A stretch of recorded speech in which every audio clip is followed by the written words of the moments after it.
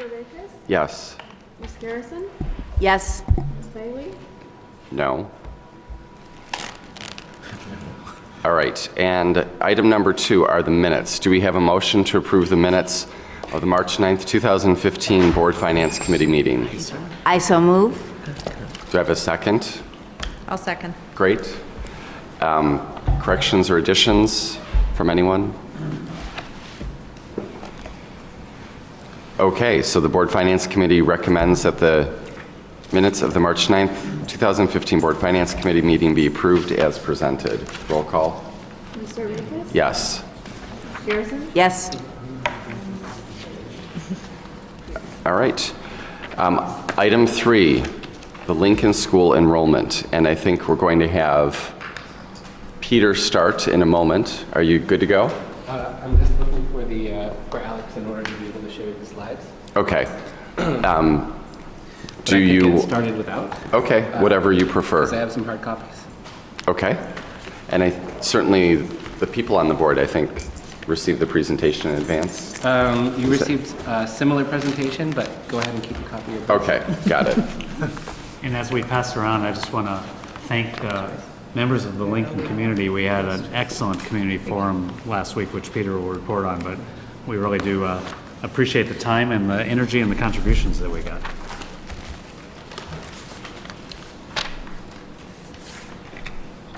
So I'll make sure that you each have a copy of this, and then we may be able to bring it overhead in just a moment. Before I get started, I just want to Probably move your microphone up.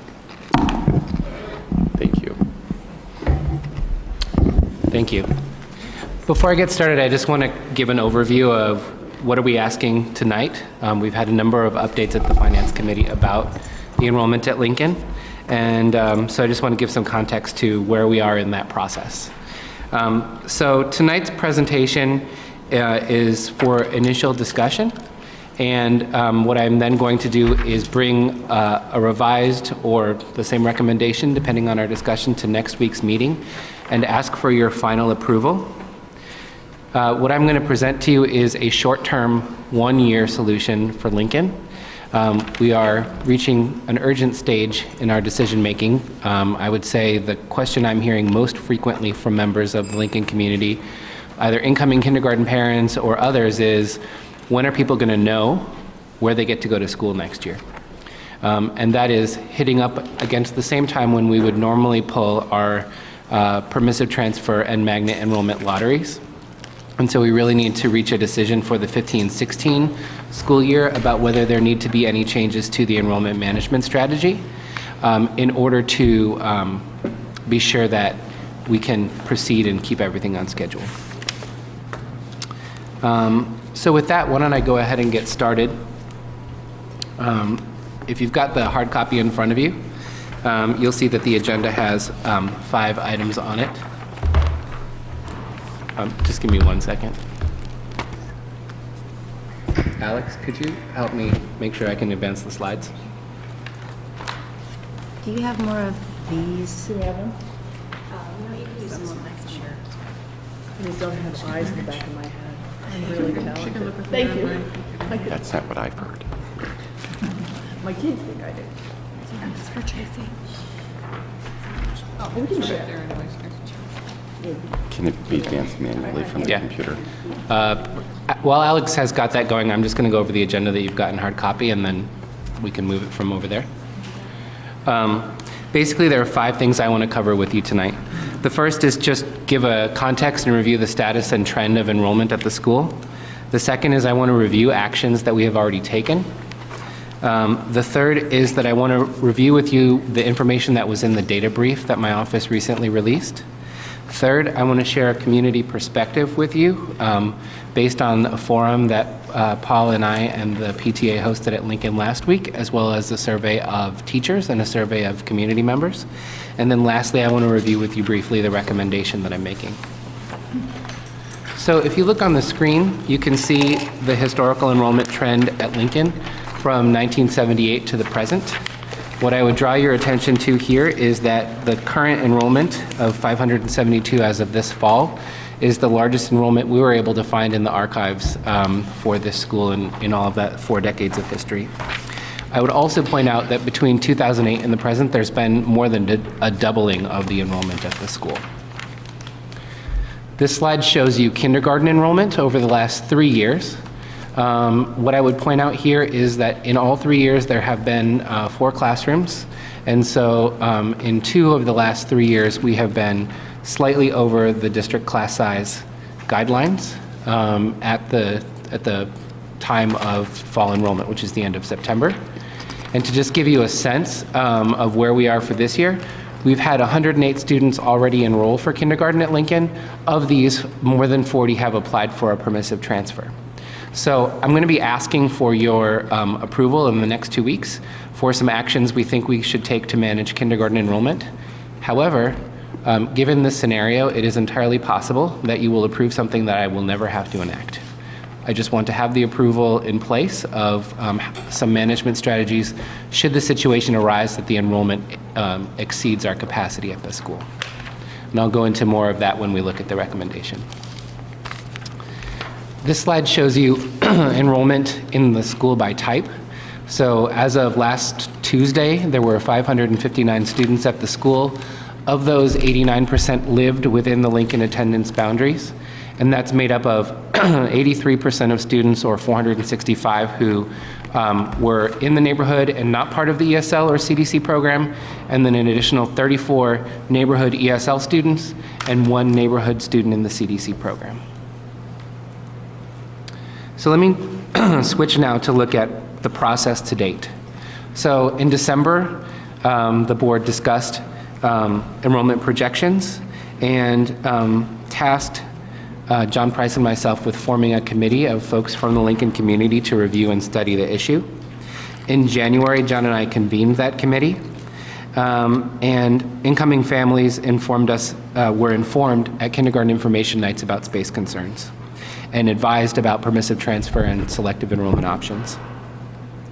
In March, the report was issued by the Lincoln Enrollment Committee, and we reviewed that here at the Board Finance Committee.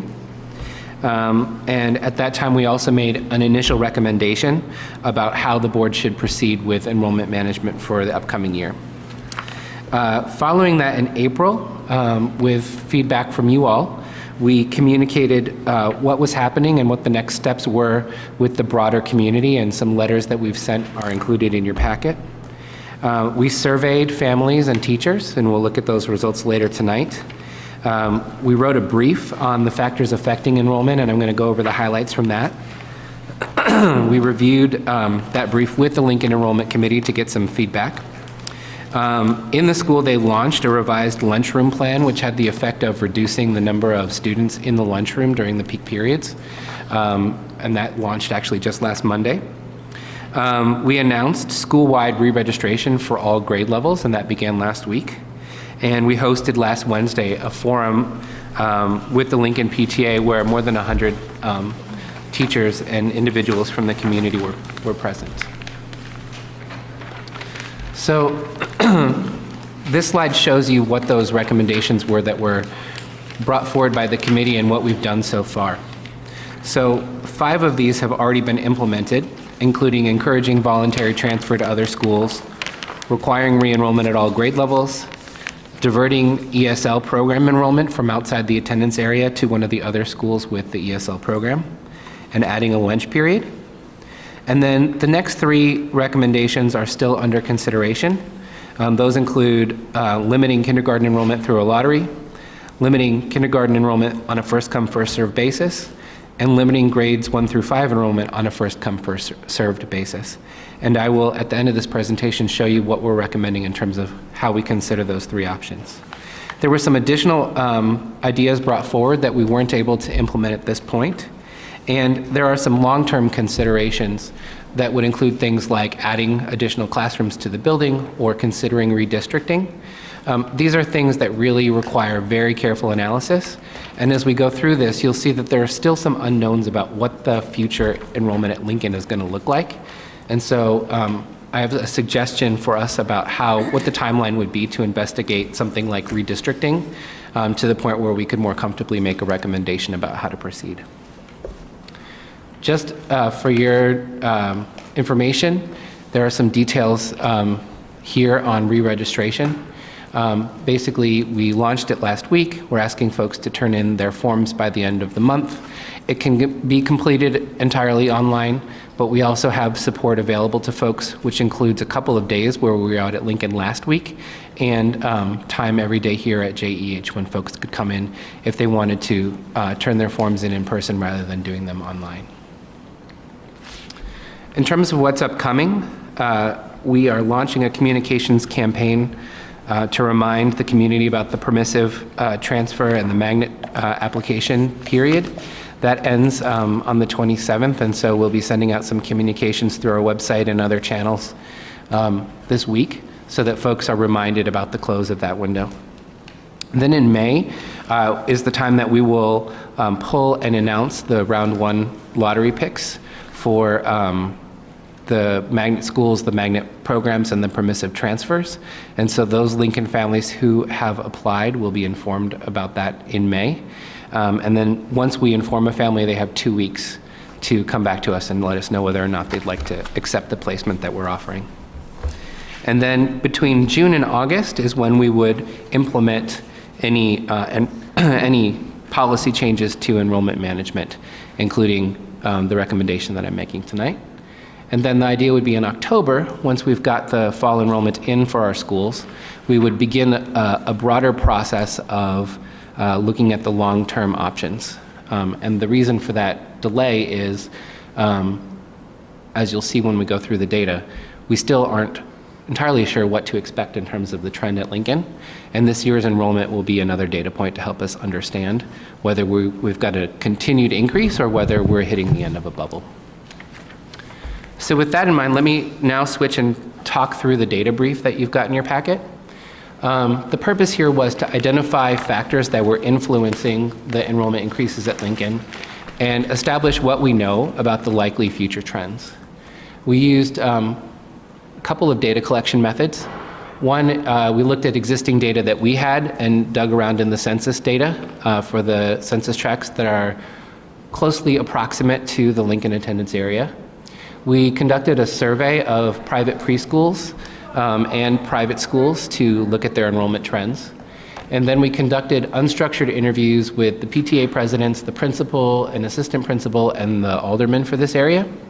And then we used those to create a semi-structured interview protocol where we had some more tightly phrased questions. And we then interviewed City of Evanston staff from the planning and zoning departments and also realtors who work in the attendance area.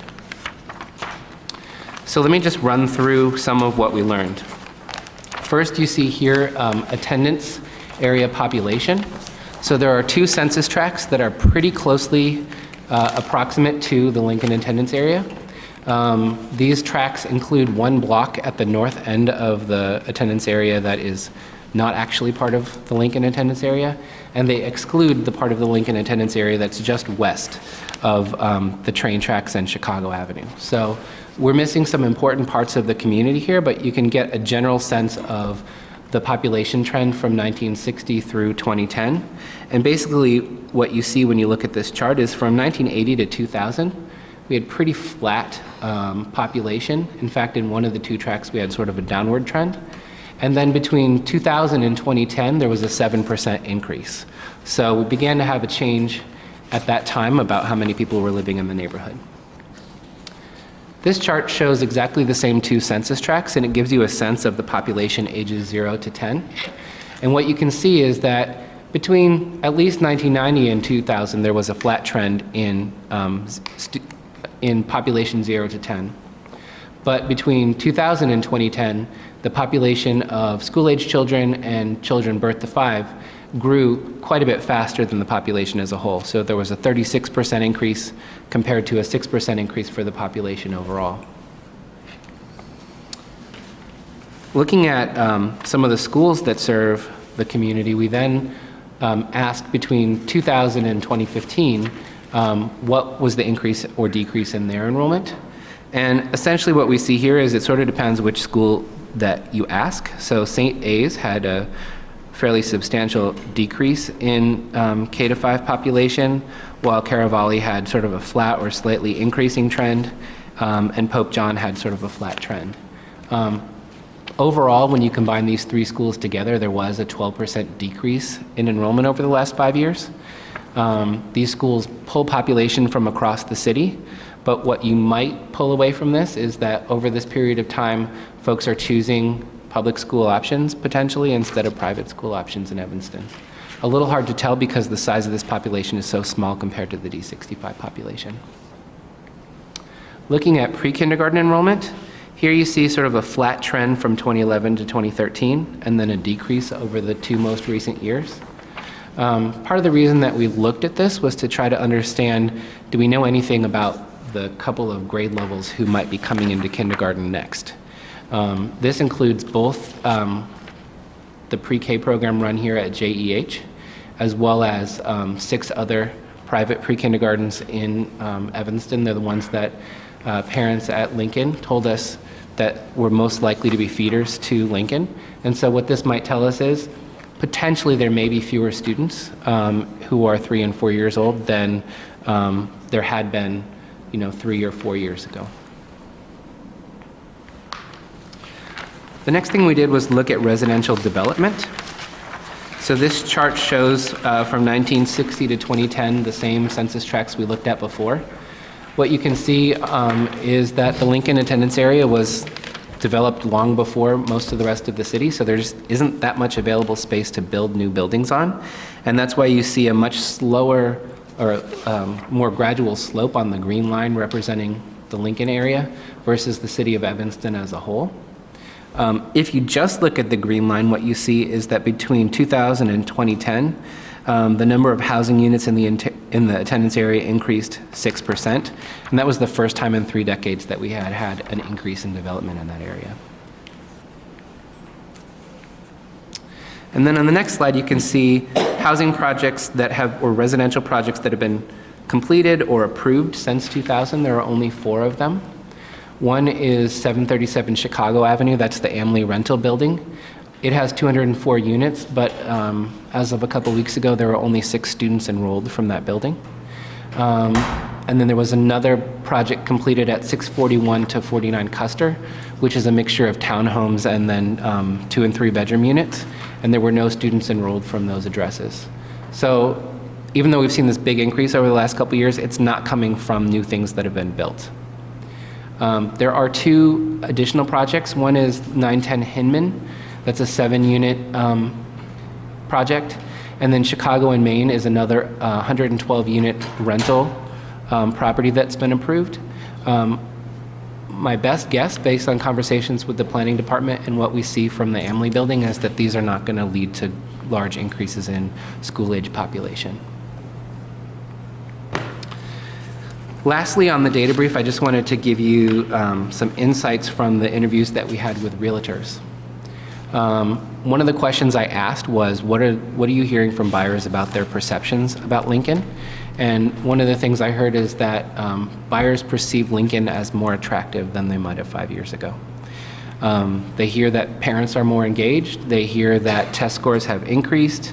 They see the physical improvements to the school, and so the school is a bigger draw for families with children to buy homes in that particular attendance area.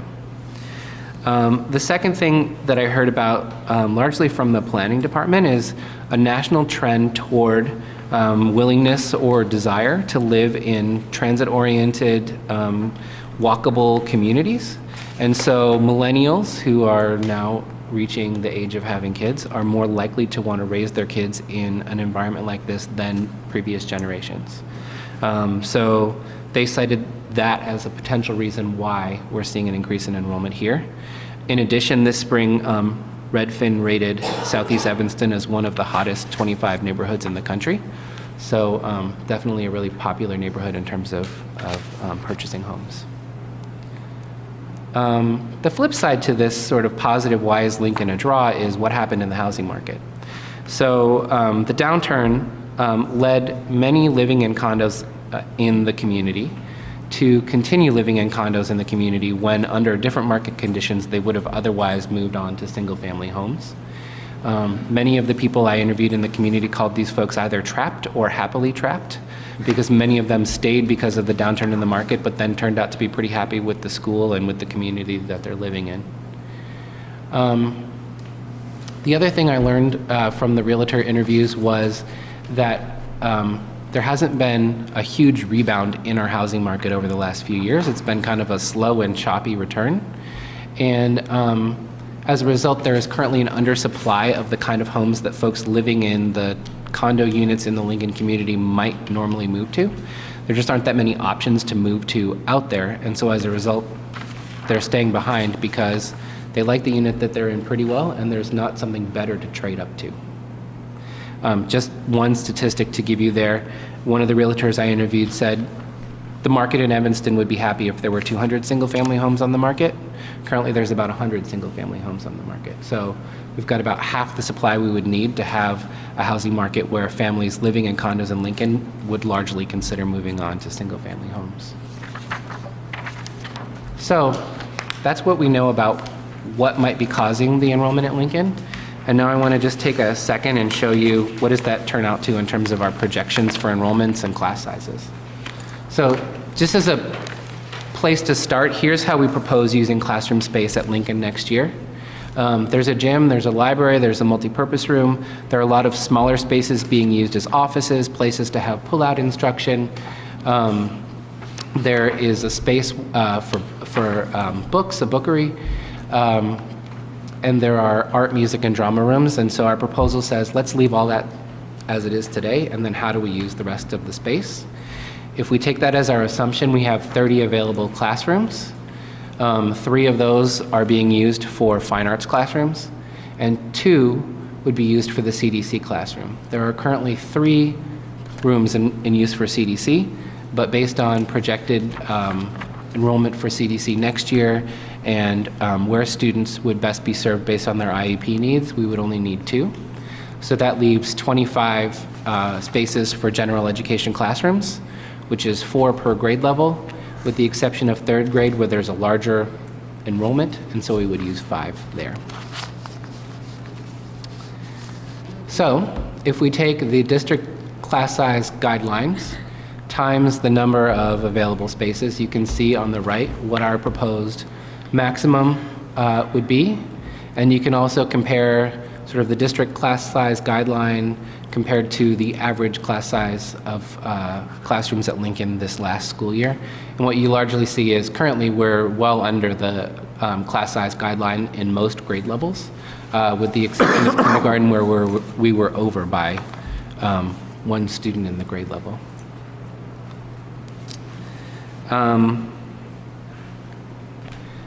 So that's how much space we have, and here's how many students we think we might have. I've mentioned to this committee in the past that our standard district projection methodology works pretty well. It doesn't work very well at Lincoln, and you can go back to that first slide with the enrollment trend and the doubling since 2008 to understand why it doesn't work particularly well. It's an unusual trend. So over on the right is what I would say are our projected class sizes and projected enrollment for next year. And that is derived by our standard projection methodology plus the error rate that we have seen historically over the last 5 years. So that would give us an enrollment of 626, and it would give us projected class sizes that are within our district class size guidelines, with the exception of 2 grade levels. One thing I would point out is that this does not account for the impact of re-registration. So if there are families who are currently attending Lincoln who don't live within the Lincoln attendance boundaries, I would expect for some of these numbers to come down a little bit. And then in terms of longer term projections, this is a really clever slide for saying I don't know. Over on the left, you can see the current trend and then a projected increase, and on the right you can see a current trend with a projected flat or down. And based on the data we collected, I could, I think, fairly convincingly argue that either one of these things is possibly true. In order to believe that we would have a continued increase, you would have to believe that Lincoln is a draw for buyers and that households without children will continue to be replaced by by households with children. And I think we saw in the census data, in the housing development data, and in the interview data that there is evidence to believe that's the case. The second thing you would have to believe is that those who are happily trapped or just plain trapped have children ages 0 to 4, have more children ages 0 to 4 or more planned children than they have children who are currently in K to 5. I don't have any evidence to prove that one way or another, and without sort of going door to door, I'm not sure how to get it. And then you'd also, one piece of evidence to prove this would be future housing development will appeal to families with children. Possibly that's the case, but I think if we look at what's been approved so far, they're mostly units that don't seem to be attracting families with children. On the flip side, why would we believe this could be flat or likely to decline? Sort of the opposite of believing that happily trapped families have more children planned than they currently have in school would be the idea that the market crashed in 2008, people had young families, they've kind of been moving through elementary age, and then they'll move on to middle school and there won't be as many children behind them to replace it. So it's possible what we're seeing is a ramp up and then we'll have a bubble and it'll start to go down a little bit. Very likely, however, it will not go back down to the 300 or so that we saw back in 2008. And then the last thing that you could consider if you believe that it's flat or a decrease is that future housing development will not appeal to families with children. So with that in mind, let me give you a little feedback from first families and then from teachers in the school, and then I'll give you the recommendation and give you a chance to ask questions. So we did a family survey. We had about 197 respondents, which is basically hearing from about a third of the families in the school. 80% of our respondents were folks who had a child attending school. About a quarter had an incoming kindergartner, and another 11% had another child who would come to the school in the future. We got this out there by contacting everybody who was enrolled and everybody who was registered for next year. So one of the questions we asked is, would you support a lottery in order to keep class sizes within the district class size guidelines? About 42% of our family respondents said that they would support a kindergarten-only lottery. Just over half said that they would support a lottery for all new students, so from kindergarten and grades 1 through 5. And 6% said they would support a school-wide lottery where every child stood the possibility of losing their seat in order to reduce the total enrollment in the school down to about 525. We asked also, what do you perceive as the effect of increased enrollment on students and families? When you look at this data, you can see the two areas where folks felt that there would be the biggest negative impact were academic progress, where between 50 and 60% of families worried that it would have a negative effect, and safety, where between 50 and 60% of families worried that the increased enrollment would have a negative effect. When you look at this chart, you see how concerned families were about the effect of increased enrollment on common space use. What you see here is that the biggest worry was indoor recess, where 80% of families were concerned and 50% were very concerned. Playgrounds and the lunchroom were not far behind, with more than 70% of folks concerned. And then the gym in general, with about 65% of families concerned about that space use. So this gives us really good information. I mentioned the adding of a lunch period. This will help us identify with the school leadership and the teachers where could we make some additional improvements as we manage the students who are there and try to make the best use of the common spaces. Turning now to teacher feedback. You can see we had 34 teachers respond out of, I think it's 42 at the school. 50% of our respondents were classroom teachers. We have good representation of the CDC program, the special ed program, and then fine arts, PE, and library, and also related services and other. So 50% classroom teachers, 50% teachers working in another area in the school. More support for the lottery among teachers than among families. So almost 60% would be in favor of a lottery for kindergarten, 76% a lottery for all students, and 21% in favor of an all-school lottery. A little bit more concern among teachers about safety than families, but pretty similar concerns about academic progress, and a little bit more concern than families around social and emotional development. And then lastly, in terms of teacher feedback, pretty much more concern across the board for the use of some of these common spaces, but mirroring parents in terms of worrying most about indoor recess and the lunchroom. So, proposed action for 2015-16, and let me reiterate that this is meant to be a temporary one-year solution, knowing that we have to give our families some guidance about where their children are going to go to school next year, and we need to do that on a really timely basis, while at the same time wanting to make longer-term choices with better information than we can have today. So the first thing we would do is limit enrollment at each grade level from K to 5 based on the existing district class size guidelines and available classroom space. And I'll show you a slide at the end that sort of tallies up what that means. Then we would fill those available seats at each grade level on a first come, first served basis. Showing you the projections I did earlier means that most grade levels would fill on a first come, first served basis, and then no one would be affected. However, in a couple of grade levels, we would get to a point where there aren't any more available seats, and then we would work with those families to identify another school in the district that would best meet their needs. And in about 8 or 10 cases, we have existing bus routes where we could provide transportation to those schools at no cost to the families and also without adding cost to the district. As an exception to the first come, first served approach, we would like to ask your approval for a lottery for available kindergarten seats. But we would only run this lottery if, after the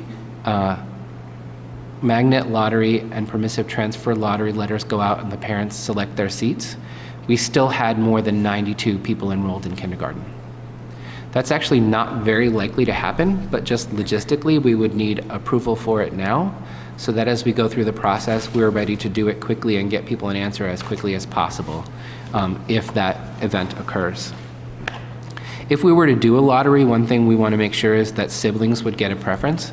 So if you have a child already enrolled at Lincoln, you would be selected first in the lottery over families who do not have a child enrolled at Lincoln. And the purpose for that is so that you don't have to get elementary age kids to 2 different District 65 schools. And then finally, following the lottery, if one is necessary, we would fill the remaining seats on a first come, first served basis. So I'll just bring up this last slide, which gives you a sense of what the class size maximum would be at each grade level, which is based on the board approved guidelines, the number of classrooms, and then the total number of students who would be allowed to enroll at each grade level.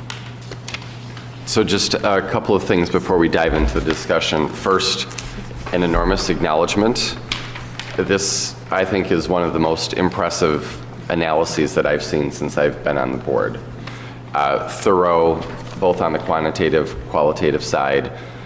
So huge kudos to you and whoever helped you in the process. It's really remarkable. The second is, since you've got a specific request around a proposed action, I would just ask that that's where we focus our questions first, or comments. And I'm going to start with Claudia because I know she actually is going to have to leave really quickly, and you're really connected to Lincoln, so. Well, actually, I would echo the compliments. It's a wonderful report, and it provides a really good bunch of information. The one thing that made me uncomfortable, though, was the repeated emphasis on board-approved or district-approved class sizes. I don't think this board approved those class sizes. I know it's been a topic of conversation over the Once years. the board approves it, it's still board approved. So Okay. when I go Yeah, off- just when I like go any off other topic board. and Jennifer's Well, mind on stuff, yeah. it's still board approved. Just for the record, though, I am uncomfortable with those if we were to reach the maximum, I think that's concerning, because I do think, and I would still urge us to, at some point, find out what best practices are and revisit that issue of what is a appropriate class size. So, And I suspect as we go through the budget process, we probably will be having a lot of conversation about class sizes over the next year. yeah, So and it would be nice to see what the current thinking is on best practices for that. And indeed, at the, Mike, excuse me, at the community meeting, several of the community members brought the same thing up. I think the way Peter and I responded was that that would be part of the intermediate and longer-term facility planning and enrollment planning and management, that where we are right now, and we respect what you're saying, but where we are right now to manage the flow of people who are wanting to enter in and know the decision on Lincoln is that we have to move forward on the recommendation that Peter suggests, while we absolutely pay attention to class sizes overall as we look across the district, which then engages in a whole long conversation around capacity across the district, boundaries. You can go down the list of characteristics that we would probably have another wonderfully analytic report from Peter. I guess the final thing I wanted to say is, though, the repetition of that kind of conveys a gravity or a seriousness to it or an officialness to it, which I actually don't think it has. help me understand that, because it's like any other board approved action that it's, until it's changed, that is what. If I knew how that was, those numbers were arrived at, and if we didn't have two sets of numbers sitting out there, I would say, oh, well, that's one of those things, but.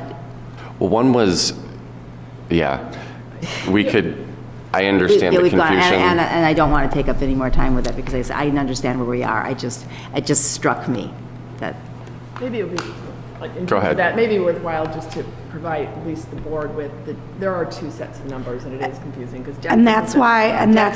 Jack has a yeah. series of numbers in the contract. We Yeah. have a series of numbers that was agreed upon in like the late 90s.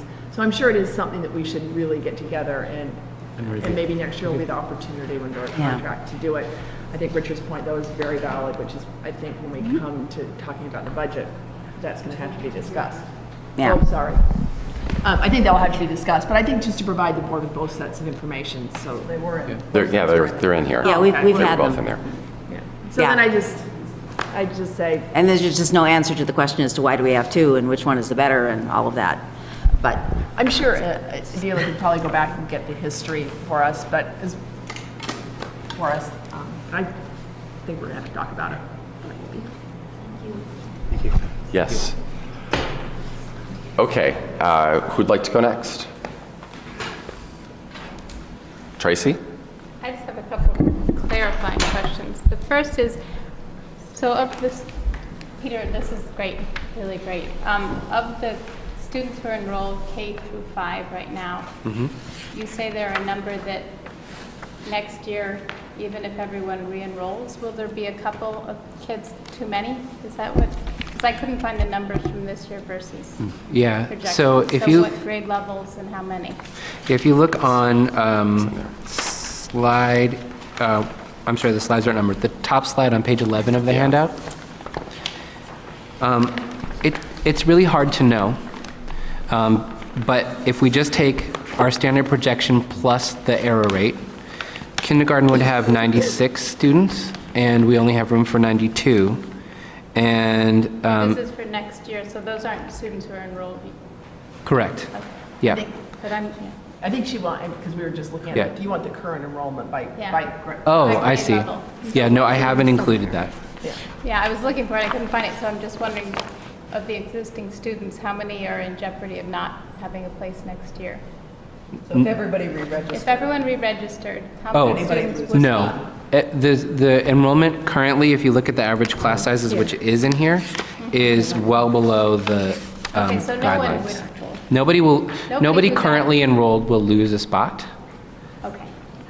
It's just that every year we have a number of people leave, and a number of people come, and so if those who come exceed the maximum that I'm requesting, those folks would not be allowed to enroll. Okay. The second question is, you say following the lottery, if one is necessary, fill remaining kindergarten seats on a first come, first served basis. If you had the lottery, why would there be any seats left? If we have a lottery, then we would have 92 and we wouldn't have any more seats to fill. One other possibility is that once we run the permissive transfer and magnet transfer lotteries, that we end up with less than 92 students. And in that case, we would fill it on a first come, first served basis. Yeah, I understand that, but it says following the lottery, you would fill on. Is that just wording that's? So that's probably not the best wording, but Okay. if we have a lottery, then I'm assuming all 92 seats would be filled. Okay. And then my only concern, because these seem very reasonable, is that I can imagine students whose parents either are not on email or the kids don't bring home the paper copies of some of this stuff. I would hate for them to lose their spot because they don't enroll by May 1st. So I'm wondering if we could get something in place that would mean that we would have to contact people and make connections with them before we drop the student from, they lose their spot. Yeah, so May 1st is the deadline to turn the paperwork in, but if we have not received somebody's paperwork, that does not mean that we automatically exit them from the system. We have a series of follow-up emails, postal mail, and phone calls that would happen before someone would be unenrolled from the I would system. just request, I would feel so much better putting this in place if we knew there would be phone contact with someone before the child lost their space, because I would hate for a child. Yeah, I think that's part of the process, but if it's not, then I can certainly that add would it. make me feel And we can better. obviously be in direct contact with Michelle and Sandy and match the lists and make sure that if we're missing somebody, that we can actually try to find mom, dad, family member, whatever. So we can be very proactive on that way. That's all. Okay. Who else? Suni? So I think what I heard you saying, but I just want to clarify it, is that, so right now we have 108 enrolled in kindergarten, but of those 108, 40 some are seeking, so the assumption is that we will grant those permissive transfers Yes. and magnet school or magnet program enrollments to those 40, so that we'll actually have, right, and so we'll have some leeway, so that we probably won't get to this Right. It needing will- a lottery. What's unknown is what percentage of those families will actually accept the permissive transfer or the magnet transfer application if they are granted it. So I know from speaking to them that some of them put it in sort of as a, well, just in case I might as well. And I don't know what percentage are a just in case I might as well versus a, I really want to go to that program. Ah, I see. Oh, did you? No. So I know we want to focus on this recommendation, but my question, I guess, is a little bit more, is related to this, but also has to do with the longer term. Because as I'm looking through this, and I know that you showed the one slide that's basically like just the guesswork, we don't know if enrollment is going to continue to trend upward, if it's going to go flat, if it's going to go down, but it sounded like there's really no scenario in which it goes down. We've probably talked about this, but what do we feel is the comfortable class size, or school size, like where we want ideally Lincoln to be? I think it would depend on who you ask. I think that many folks in the community really value Lincoln as the school it was in 2008 or 2010 and would love to have a school of 300 or 400 students. Given the population of that corner of our city and the number of dollars in our capital funds, that's probably not super realistic. So I think part of what the long-term, why we're being so deliberate about the long-term is to think about what are the other available spaces. And like, let's take redistricting as one possible model for how we would do this. I think we need to take the analysis we've done here and expand it to other parts of our city and really carefully think through where are the increases in enrollment happening. Other schools in Evanston have had a 10% increase over the last 5 years. And one population estimate projection I saw for 2040 called for another 20,000 people to be living in Evanston. So I think there are some long-term considerations that we've got to really take into account. before we start thinking about what's the ideal school size or which schools can serve which catchment areas. I guess and maybe this is just, jumping the gun a little bit. I wonder, because there is, and I think we've talked about this before, the whole idea of both doing first come, first serve and the lottery seems not the fairest solution. And I wonder if there's any way that we can look at, if we were to redraw boundary lines, where that would happen so that we can, give preference to the people that we would think would be likely to be staying in the Lincoln area, even with a redrawn, I don't know, that's probably too speculative in the future, but I guess the idea being that we don't want to kick kids out through a lottery, and then if we end up redrawing boundary lines, they would have been able to stay in and other kids get kicked out.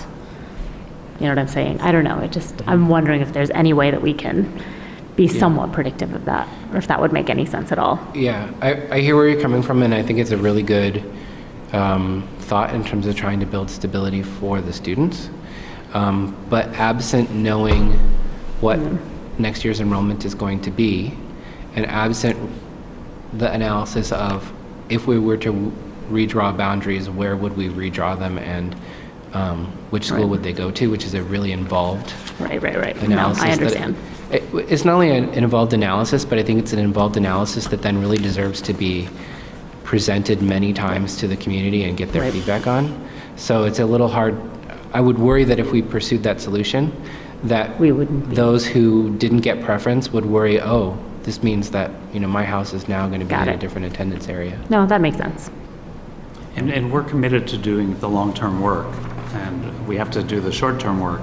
We also know that the domino effect of attempting to change a boundary is both a hard analytic problem. So the work that we celebrate that Peter has done here would be multifold. Right. And it's a hard emotional problem. That people make choices because they make choices. And I think what Peter just suggested, that we'd want to do what we did, and it's been a great learning experience for all of us, which is to work with our colleagues and neighbors in the Lincoln community to at least communicate it as best we could.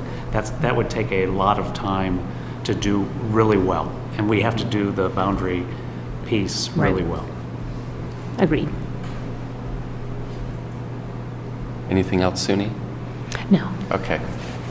Katie? And just to acknowledge, this is Katie's last Finance Committee meeting. How many years have you served on the Finance Committee in some way? I think almost the whole time. No, the first 2 years I was policy chair. Okay. 6 years. So, listen. I think though, if you were to redraw boundaries eventually, you wouldn't kick kids out. I'd like to think that it would grandfather families in. So I just want to use that term, kick kids out. You could grandfather families in, and there are ways to handle that, what your concern was. Right, but if we're talking about, depending on how big the population continues to increase, that might not be an option. Well, I agree, though. These are things Yeah. that we don't know, we can't possibly know yet. I would encourage us to grandfather. But I have a question, and if I missed this in the packet, I apologize, but this is my last finance meeting. Although I did read, I think it's really important that I say this publicly, a lot of it.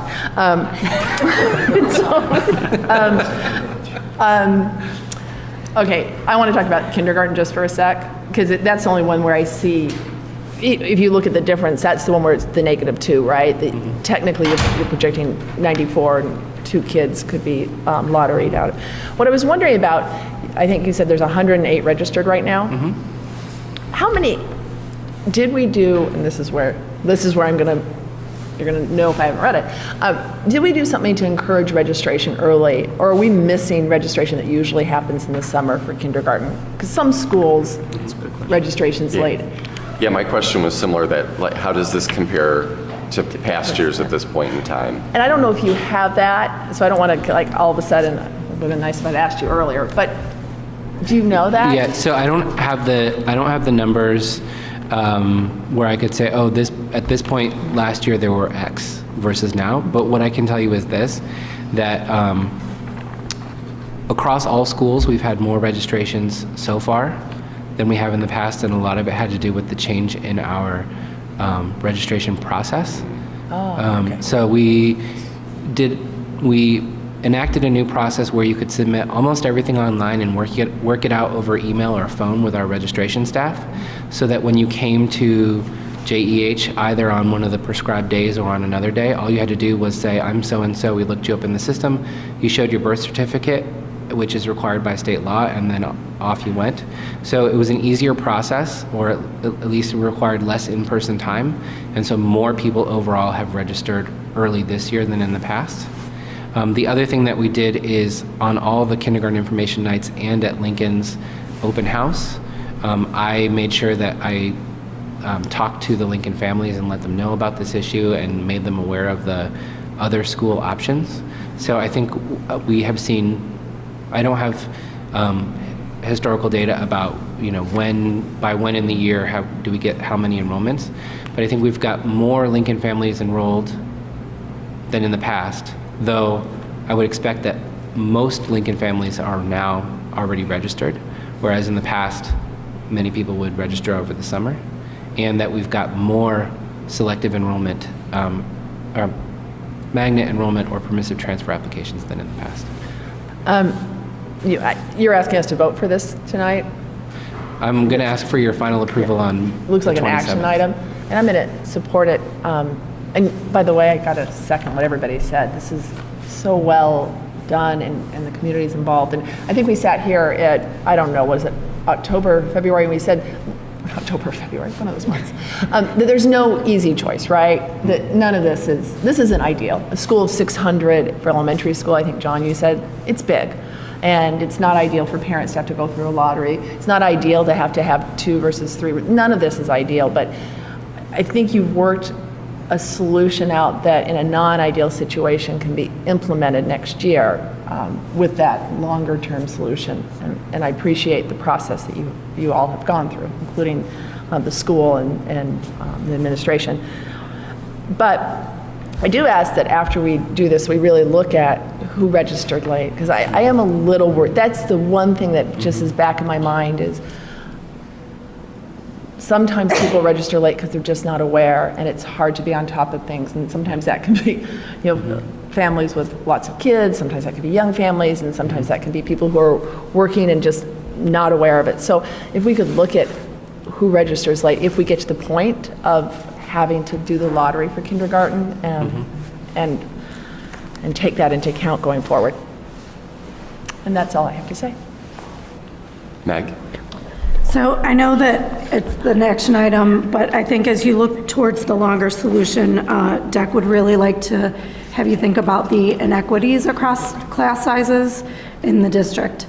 And that this definitely creates, there are some striking inequities across some schools. And that DEC would like to also ask that there be a plan for class sizes that go over the guidelines, the district guidelines, to have TAs. So that is DEC's thoughts. But is there a plan for them to go over the district guidelines?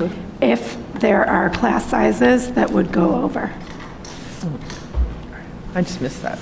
So like in the worst, not necessarily the worst, but the worst case scenario that is included on page 11, a couple of those grade levels would have Oh, I was looking at the other one, I see. classes that could go over. And just to clarify what Ms. Garrison was saying earlier, that the DEC contract guidelines are lower than what the board guidelines are. And that we strongly believe that stronger class sizes make for a better productive classroom learning environment. And indeed, that point was raised in the community meeting as well. So along those lines, I have to hand out to you tonight, and then I will include in the board packet next week. We had hundreds and hundreds of comments from community members that we took down at the forum and collected through the survey. tonight, I'll hand that out to you so that you've got it preparing for next week. And I will include it in next week's packet along with the comments that came in from the teacher survey. Candace? I think I just have two questions. One is to piggyback, I think, on what Meg just said, because now I may have created some confusion for myself. So what I heard was, so if we look at the worst-case scenario of the projected enrollments on page 11, kindergarten and second grade could potentially go beyond the limit. But that we weren't going to go beyond the limit of the guidelines, but instead that's where the first come, first serve and or lottery would be applied, correct? Yeah, that's right. So in this proposal, there would not be a scenario where we would go beyond the board-approved guidelines and therefore need TAs. Is that correct? That's correct. Okay. So I just want to clarify that. And then I think this is a similar question. This is a measured and seems extremely appropriate set of recommendations for where we are today and the lack of information we have in the long term. I too am concerned about equity around the re-registration process. And so the only other question related to that hasn't been stated here already is just, do we feel like through the forums that we've had and the communications that we've had to date that have been interactive, that they've been broadly representative of the very diverse Lincoln community population, that we're reaching all the community members and maybe sub-communities within the community equally? That's Same question. That's really my question, and it's a subjective question, obviously, and based on who we've interacted with thus far, and are there any other particular steps might we take, for centers of influence within the community that might be able to reach families that maybe we haven't been part of these discussions, that things that we could do? I would pose that, just to make sure they have the information and they know, kind of what's happening if the traditional vehicles haven't been successful. Yeah, and I think to answer your question, there's been great intentionality in terms of trying to reach out to as broad a segment of the community as possible. So we've used direct communication in English and in Spanish, over email and through hard copy letter for families who prefer to receive communication in that way, inviting them to these forums. For the committee that worked on this project, we did some intentional outreach, particularly to the ESL community, to include families whose dominant language isn't English. And I would say, even having done all of that, that our feedback has been weighted toward those who tend to have more time to participate in forums and get involved in the school community. So I think we could do even better, but there has been intentionality in terms of trying to connect with as many of the sub-communities within Lincoln as possible. I think Go ahead, Paul. the place where we just obviously probably can't reach, because we don't know, are the families who might be moving in as we speak, so into a new rental or even purchase home. We've gotten some calls from several real estate agents, so that's been helpful, but we can also do intentional communication with them. And then the real question is how we would, for those who are renting, who are coming into new spaces, who see the school, when they drive by, we'll have to think about how we would get that information out. Or I haven't even mentioned this, but maybe we put a banner up at the school, come talk to us about registration or something, so that flow is there. So somehow to do the extra mile on the communication. Well, and what I had the same question, and I think Candace used a great term, which is other centers of influence. So I've heard a lot of things that are school-based, either our mailing list or a couple of things that you commented on, Paul, but what about other organizations in the community that aren't school-based that we would be able to use to drive communication? I think at Erie Health Center, Erie, again, place perfect. that's going to have a large, population of younger children and families. Wonder about some of the religious organizations in the community. That it would be great to do a special effort of, because they're, having touch points with families all the time. Yeah, so maybe there's a way there to provide some extra additional communication. We could probably come up with some sort of flyer or whatever that we can also post in the youth service agencies, the YM, the YW, when families go for swimming lessons or at the Parks and Rec. I think our colleagues in the city would help us. So we can do an outreach on that. You've already done a great many things, but so I appreciate even more. Omar? So, and I assume that there are enough magnet slots for all the kindergartners, but I'm going to ask anyway. So would there be enough, if all 40 of them, or what is the most magnet slots that you believe will be open? I think we definitely have room for those 40. There are at least 44 slots at Bessie Rhodes, and King Arts has 3 kindergartens. I think the only place I anticipate folks maybe not getting a spot is in Twee, where we have a limited number of spots for dominant English speakers. So then are you going to be binded to that? So let's say you select King Arts, and now the number goes below 92. Are we going to allow parents to then go back to Lincoln, or are they, once you select make your selection, that's it? It's binding almost. So it would be a first come, first served. If you selected King Arts and then the number went below 92, and then you wanted to go back to Lincoln, you could until we hit 92. So, and this is probably a process question, and I think we touched on it. Someone moves in the neighborhood in August. My thought is, how do you present to them that they can't go to Lincoln? I guess, you can go to Oakton or Washington. Like, how are we going to help families make that selection? Because So what my plan was is to work with them on a one-on-one basis. Okay. Help them understand what other options are out there, which ones we could provide free transportation to, how that would work, and figure out which slot would be best for them. We'd maintain a list all summer long of which places have availability, and we'd do it that way. Okay. I've got a few questions left, but they're really specific because most of the big ones have been asked.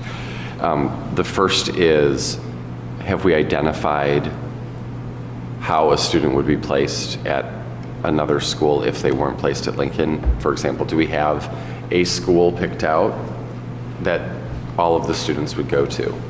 Or what would that look like? Yeah, so what we would do is have the list of available spaces, and we would ask the family to choose among the available options. And for each option, we would let them know whether transportation was available. All right. I like that answer. I'm curious about the CDC classrooms and how the number of kids in those classrooms is going to change going from 3 to 2. Yeah, actually, this was something that we had discussed prior to this issue coming up with the space at Lincoln, that what we wanted to do was to service children who might have more intensive needs. So our concept was to provide a quieter setting for some students who were more significant, and where we could provide them perhaps some sensory issues, smaller classrooms, and the related services that would really wrap around those students. So we had thought actually earlier in the fall about moving some students to Park School next year. So these just happen to go hand in hand, these two issues. And that's decided via the IEP process. So just in terms of the 2 classes that will remain, is the number of students in those classes going to remain flat then, or is there a shift up or down compared to where they are this year? Well, we're still doing annual reviews for students that are coming up through our pre-K and Head Start program. So I'm not quite clear what the numbers are for the CDC classes at Lincoln for the fall. But we certainly have a limit that we want to have in those classes. So that's what we're utilizing at this time. And that's essentially the question I'm getting to, is making sure that whatever the appropriate limit is based on the needs of the kids, that we're honoring those limits. That's right. And That's not what we're doing. putting the solution on the backs of them. All right, great. I can't find this in the packet, but I'm certain I read it this weekend when we looked at the net transfers in during the year, because I think you gave us the numbers in and out during the year. And if I remember, it was definitely a net positive for the last couple of years, and I think last year it was more than 20 during the course of the year. Does that sound about right? Yes, typically, this year is an exception to previous years, because this year we've had a different process in place for the ESL program, wherein students who are part of the ESL program who want to go to Lincoln, or who live in the 3 schools that would have normally fed into Lincoln, have been given ESL placements at Walker or Orrington for the most part. So there's actually been a decrease this year of about 19 students, I think, between October and the present. So a net decrease of 19 students. Which is the opposite of what we have normally observed. Okay. All right, actually, those are the only questions I've got. I'd like to open it up to some of you back there. If any of you have anything you want to say before the board makes their decision on this. And if, a couple of you want to, you can go maybe sit next to SUNY or next to Tracy. Make sure to grab a microphone. And just say your name so everyone knows who you are. Hi, I'm Hayes Ferguson, co-president of the PTA, and I just wanted to reiterate what several people have said, which is Peter and team have done a remarkable job. We really appreciate the attention to detail and the thoughtfulness, and I think it's been appreciated throughout the community.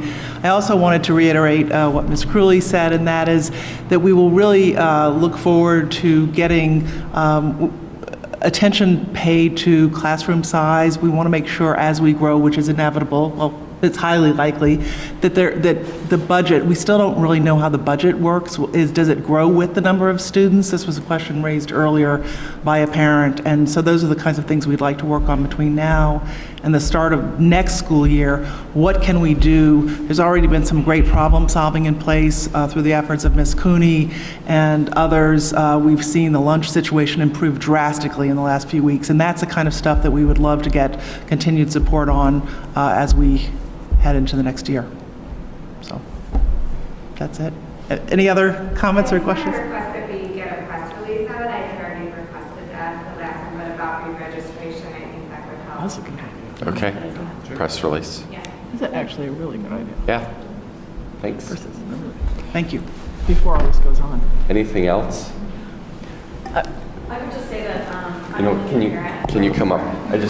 Because there are people on TV, and we just want them to hear the whole conversation. Hi, I'm Kara Sherman. I'm a Lincoln parent of a first grader, and I would just like to reiterate that there is an overall parent concern about reaching these board limits, and I understand that we have to work within the framework, and I think Peter and his team have come up with a lot of great solutions in the interim. However, there is concern about, yes, we have physical seats available for these kids to be educated. However, the community areas, the multipurpose room, the gym, the playground, all of the parents are very concerned about the population growing and how we're really keeping those kids safe. And I know that it was part of the survey, but it was absolutely a lot of discussion at the community forum that I just wanted to reiterate. And that when we're hopefully at least having a dialogue amongst you about these class sizes, that we're not only considering how many students are in a physical classroom, but how many physical students are trying to eat lunch in 20 minutes in one room together, just as an example. So I would just appreciate that you take that into consideration as well. Thank you. Thank you. And I would say, for those who may not have heard all the conversations from the Finance Committee, that I think the board shares that perspective, generally speaking, that we have a concern about the shared spaces, about what's an appropriate overall population of students for Lincoln or for any of our schools, and that it's a longer-term solution that we have to look at, whatever those solution sets might be. And this year, we're really focused on just making sure next year has a very short-term solution before we tackle those longer-term solutions. Sure. Come on down. Hi, I'm Dawn Koenigsnecht, and I'm a Lincoln parent. I just wanted to reiterate sort of what everybody has all been saying. I agree with almost all of it. A couple other things. I would have been one of those parents affected by this last year because we purchased a home. We moved in June. We couldn't register till the end of June after we closed on the house. So that would definitely have been a concern for us and probably a deal breaker in moving into the Lincoln community. And then one other thing that was mentioned by a couple people, I think, last week at the community forum was before school care, if you're transferring kids out of school. So. Thank you.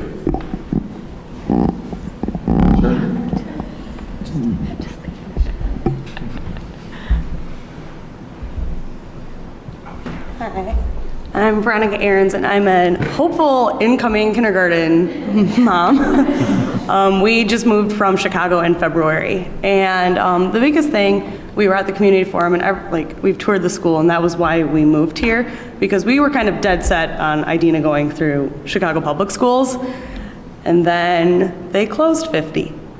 And in the past 3 years that she's been in a private preschool, 2 years ago, 15 out of 16 were accepted into the selective enrollment schools within Chicago public schools.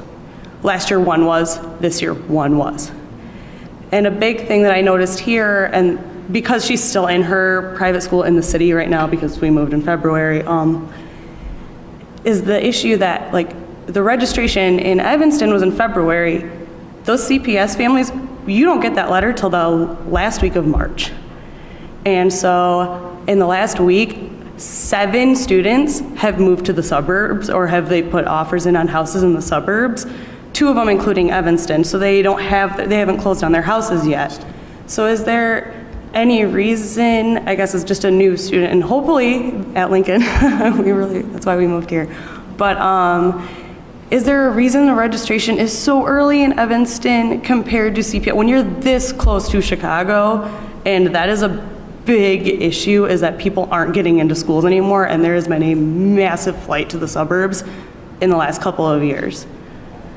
So I just wondered why that was. I don't know, Peter, if you want to speak to the registration timing? Yeah, I'm a little new to this issue myself, but a big part of it, I think, is a lot of parents want to know, where is my child going to go to school? Right. And they want to know it as soon as possible so they can plan before and after care and transportation Right. and how to get to work. And we do a process where if you want to go to a selective program like our TWE program, or you want to go to King Arts, or you want to go to Bessie Rhodes, you put in a permissive transfer application, and we want to let people know that before the end of the school year. Right. So by having our kindergarten information nights in January and starting registration in February, it allows us to get all those applications in with plenty of communication up front. So that's what drives our timeline. I'd also add it drives our budgeting as well. Okay. And we're in the middle of budgeting, and it helps us actually run better districts. But your point, though, is something I think, the other part of your point, which is something people are in Dawn's point, are both good points. If somebody's bought a house, they can't technically register, correct? It's got to be closed. Until the student is resident in Evanston. They have to. Ma'am, I don't know if there's anything, whether you can put, you don't want, I don't know, but I don't know if there's anything you can do. But it is a problem. I will say that I have concerns about how many people are going to move in that summer. Our daughter, we moved to Evanston for the same reasons, to attend that school in particular. And we did not purchase our home until July. So I do think it should be considered about how many, you should consider how many people are really going to move into the neighborhood during that summer period. And maybe that's one reason that our error rate has been where it is also. I mean, that we're not Maybe- capturing that somehow. And the point being the proximity to Chicago and people coming like. Yes. I- Okay. Around it. Or do you have, okay. Let's go ahead and You and I can vote? vote. Yeah, I get. Just you and me. Oh, it's actually, right, so it's the two of us, and with Claudia gone, then Tracy is the Oh, third do we vote. need, do we need? So she can be the tiebreaker. Okay, well, if we need one. Explain, if you would explain to the community that this is a committee vote to bring to This, the board. yes, actually, that's what, as I read it, I think that's fine. So hearing what I've heard, what I will read for a motion to be approved is the Board Finance Committee recommends that the Lincoln School Enrollment Management recommendation for 2015-16 be presented to the full board on April 27th, 2015. So moved. Second? Second. Okay, roll call. Mr. Vegas? Yes. Ms. Bailey? Yes. Yes. All right, motion passes 3-0, and we'll vote on that at the full board on Monday. If I may, Peter has a professional obligation out of town next week, so a combination of, I think, John and I will make the formal presentation to the board. Okay? Good luck filling his shoes. We got this on tape. Do you need to do the full presentation next week? I mean, I don't think we need the I full mean, presentation. Yeah. The entire board was here for the whole presentation. I think it will be important to make something just because people will be watching it who may not. And obviously to make all the materials available as part of the board packet. All right, let's go on to item number 4. You can all stick around and listen to our discussion on the building use agreement for summer 2015. Dr. Brown. Thank you, Richard. We are recommending a 3% increase in the fees paid for use of our buildings, and we've attached the summer schedule to the recommendation. All right, does anyone have questions or comments on the agreement? Can I just ask 2 quick questions? Sure. So how do we decide the rate of the $191 per square foot, and how did we decide upon the 3% increase? The 3% increase was based on where we've seen average costs go up as far as staffing costs and supplies and materials. And the 191? That is, hold on, I have to check on that. I didn't see what it was. I was just, I mean. Actually, we've had square footage prices in place for some time, and based on, if it's a camp or how much use a group wants to use, and so this is a 3% increase on that per square foot cost. Okay. So. It's been in place for some time, I can say. So the 3% was just. The 3% is the increase based on cost increases that the district is incurring. I'm just curious about what neighborhood or industry or city or area rate is per square foot for, is that in the ballpark? Are we too low? Are we too high? What is the impact? Mr. Stevenson, can you comment about? I believe it was a few years ago, but we did check the areas with the high school and the Skokie school districts, and they are in there. In the ballpark. Other questions? Okay, do I have a motion that the Board Finance Committee recommends the building use agreement for summer 2015 So moved. be presented to the board on April 27, 2015? Katie's all over it. Do we have a second? Second. Roll call. Mr. Ricker? Yes. Bailey? Yes. Ms. Kowalski? Something last. Yes. Thank you. All right, motion passes. Item 5 is the busing bid. Dr. Brown. Yes, we opened bids for a busing service, and we are recommending that the board reject those bids. We'd like to go out for rebid. We are hoping to attract more vendors by making some changes to our specifications, so we hope to have a rebid recommendation as soon as the May Board Finance Committee meeting. Katie. I did read this and have a question. Did we have to go out to bid? I mean, I thought we could have gone, but I mean, there may have been reasons why, but was I right? Going out to bid was our choice? Actually, this year it was not, because we were at the end of a 2-year extension to a 3-year contract, and by law, we have to bid if we get timely notice from another vendor that they want to bid. And I did receive timely notice, which came certified return receipt mail, so that triggered the legal requirement for us to bid. So we put the bid out there, and again, we were expecting to see bids more competitively, and we were hoping to get bids from an additional number of vendors. Okay, well, I wondered if that had happened, because I would think, why would we have gone out because of the amount of the previous contract?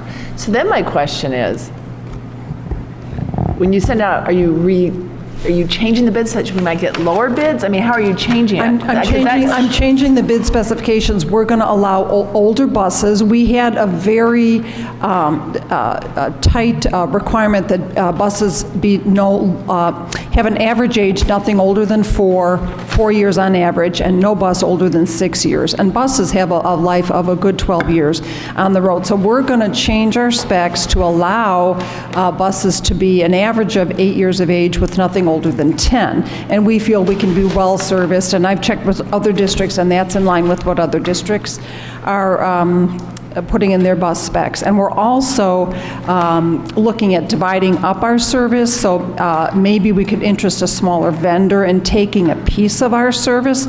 So we're looking at, for regular transportation services, for example, splitting the district in Section A and Section B. So if there's a small company that could bid on Section A and another small company that could bid on Section B, they might give us competitive pricing. And we're looking at doing the same with special service transportation, where we may do Park School as one bid amount, a separate alternate for the JEH building, because we run a lot of programs out of here, morning, midday, and at the end of the day. And then other in-district special services transportation could be yet another alternate. We would need enough alternates, obviously, to piece together full service, but those are the ways we're looking at changing our bid specs. Mary, if we had pursued this bid, what would have been the increase of costs?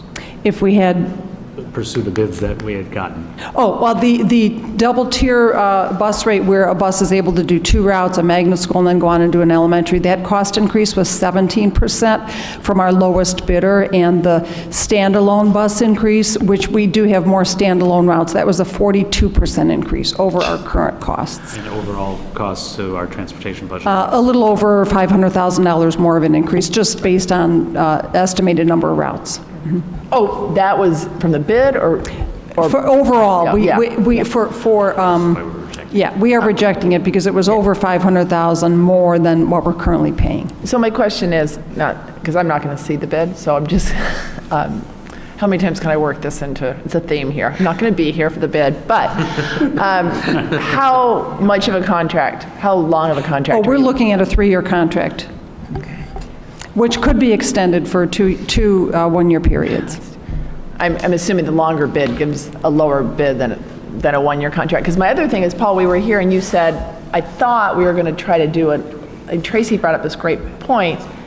Is there a way to kind of look, and you said too, that we were going to look at the transportation that we have in our district, and could we be more efficient in how the routes are? Do we have time to do that with this bid? Actually, we're working on it simultaneously. And now the bid specs just use the current number of routes, and we do say we can't guarantee that the number of routes will be the same year to year. So our bid is not based on 10 routes at any particular school, if that's what we currently have.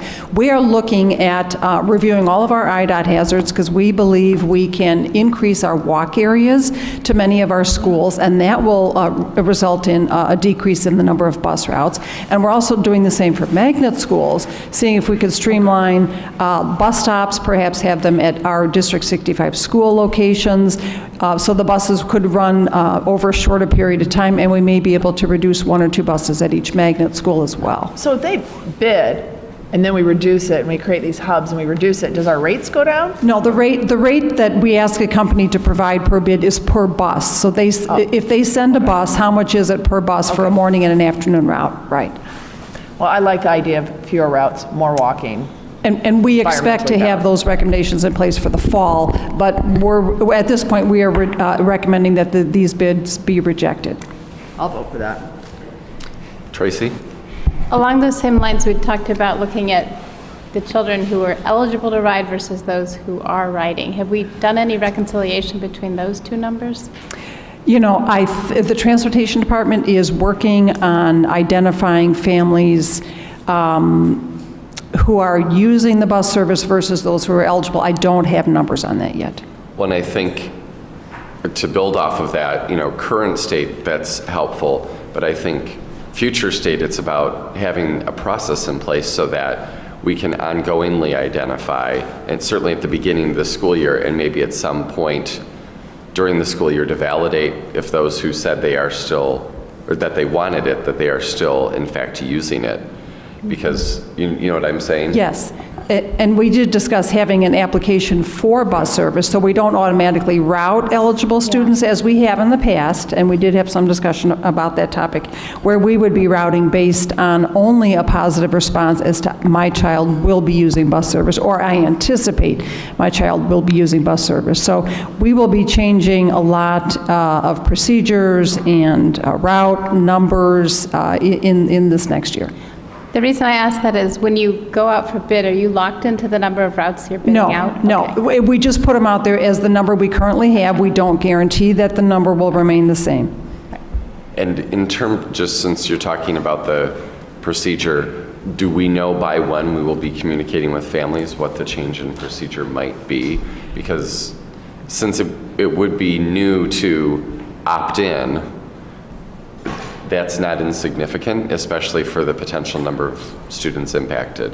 And I would just want to make sure they have lead time and know to expect that, since they haven't had to in the past. Ideally, we are hoping to get this information out to families before the school year ends. While families are still in the school mindset before summer kicks into place, we're hoping to notify families, one, of the changes to the expanded walk areas where busing may no longer be an option, and we do know there are a lot of areas we're looking at district-wide, as well as notifying families of the opt-in procedure where they are eligible for a bus and do plan to use the service. Can we even sort of give them a heads up, like we don't know all the details yet, but just know there's going to be an opt-in process, and let them know soon? Because I'm just concerned that if if it's all communicated at once at the end of the school year, people are they may miss it. I don't know. There's one nod down there. Yeah, I think the more earlier and often. Yes. And for a big change like that, I think. Because right now, I think we used to get, last year, we get them, because it was no action, it was fairly late, so usually it's in July, August timeframe that the letters go out of what bus assigned. Correct. And to be honest, you don't pay attention to it because you know what bus you've always been on. So, people aren't going to be, we need to make them aware that there could be a shift. And there's going to be some action that needs to be taken. Can I? Sure. When you I don't know if we've done this already, but can we think about upping the penalties to make them more reflect? I mean, right now, I don't even think being late pays for the route. And I don't know how aggressive, and maybe it's not late penalties, but other type of performance metrics for whoever's going to bid on this? We do have penalties spelled out in the bid specs, and those penalties were increased by 50% about 2 years ago, I'm sorry, when we did the 2-year extension. We could increase the penalties, but again, we may be turning off a bus company from wanting to bid on our service. We did check the penalties that other districts are charging, and we are very much in line, if not above, what other districts are charging for a late bus. So we had 3 late in August, and the penalties were $225. And they pay approximately $214. We pay them $214 per route. I mean, they're not even, I would think if you're late, that's a route. Like, there should be some type of form of maybe it's 5 minutes late, you lose the route. We do have it spelled out, again, it's already in our bus bid specs, of the time frame. If a bus is this late, it's X amount. If it's even later than that, it's an additional amount. So I would just say $9,000 for 105 late routes is nothing to someone who's receiving $2.5 million. So there's no incentive for them to be on time other than the fact that they just want to be on time. Like, there's no push. Somehow we should force them to want to be on time. I'm right there with you. That's all I'm saying. And we have talked a little bit about this in the past, but I think related to this, I hear what you're saying. It's this fine line of, we want to be treated like we should be treated as a customer, and yet given that there's a limited number of service providers, we can't scare them all off. When I looked at the data in the back of the packet related to bus timeliness, I wondered what an acceptable rate is for on-time service or for late service, because it looked like it was about 1% of our buses are late just across the whole year. A little bit more during winter months in some cases, but it's about 1%. I don't know what's an acceptable benchmark for us. Is 1% is that what we're willing to live with? I think about all those buses and all the kids that could be on those buses and arriving late to school, but what's our threshold?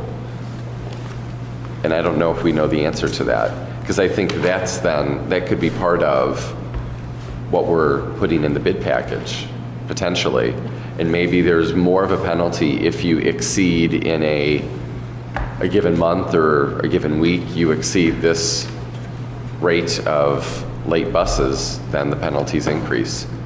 I don't know. I'm just trying to expand the conversation. We're going to have to look at local industry standard and national industry standard, and then put the best foot forward. And indeed, a late bus is just so completely frustrating to a family member, to the child, to the administrator at the school, to our teachers. So it's this balancing act of how to move forward. Our hope too is in reaching out to multiple vendors to have different providers. That makes it, in some ways it's more complicated because we've got more people to manage, and maybe it's less complicated because we've got smaller groups to manage. And so we're working on both ends there. And we are planning to advertise the rebid in this week's paper, which will be before the board vote, we realize. And we'd also be mailing out bid packets this Thursday, because we're hoping to have a recommendation in time for the May Finance Committee, and this would bring the bid opening date to Monday, May 4th. And we're hoping we could get a recommendation in the packet for the Finance Committee meeting May 11th. Okay. Something you might consider is perhaps our rate of late buses that is acceptable for non-weather, non-traffic/accident events is 0. Or, break it out into some sort of meaningful categories. I'm just throwing those out there, but we know there are going to be some instances where, weather is going to cause a problem, or they're stuck behind a car accident and traffic is at a standstill, so they're late. So there would need to be some exceptions, but it seems to me that, we would want to be aiming for 0 with some really clear exceptions.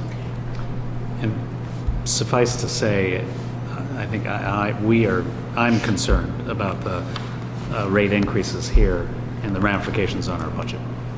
I think you could also turn that on its head, though. To your point, Mary, about, the market is what the market is. We have to be competitive. And is there a way to have rates, but then have a spiff, an incentive that says when you reach zero, you get an incentive. So to just turn it on its head so that it's less about the fine and can be perceived of, the quality performance that we expect gives you something incremental that obviously we bake into the overall price of what we think we can handle.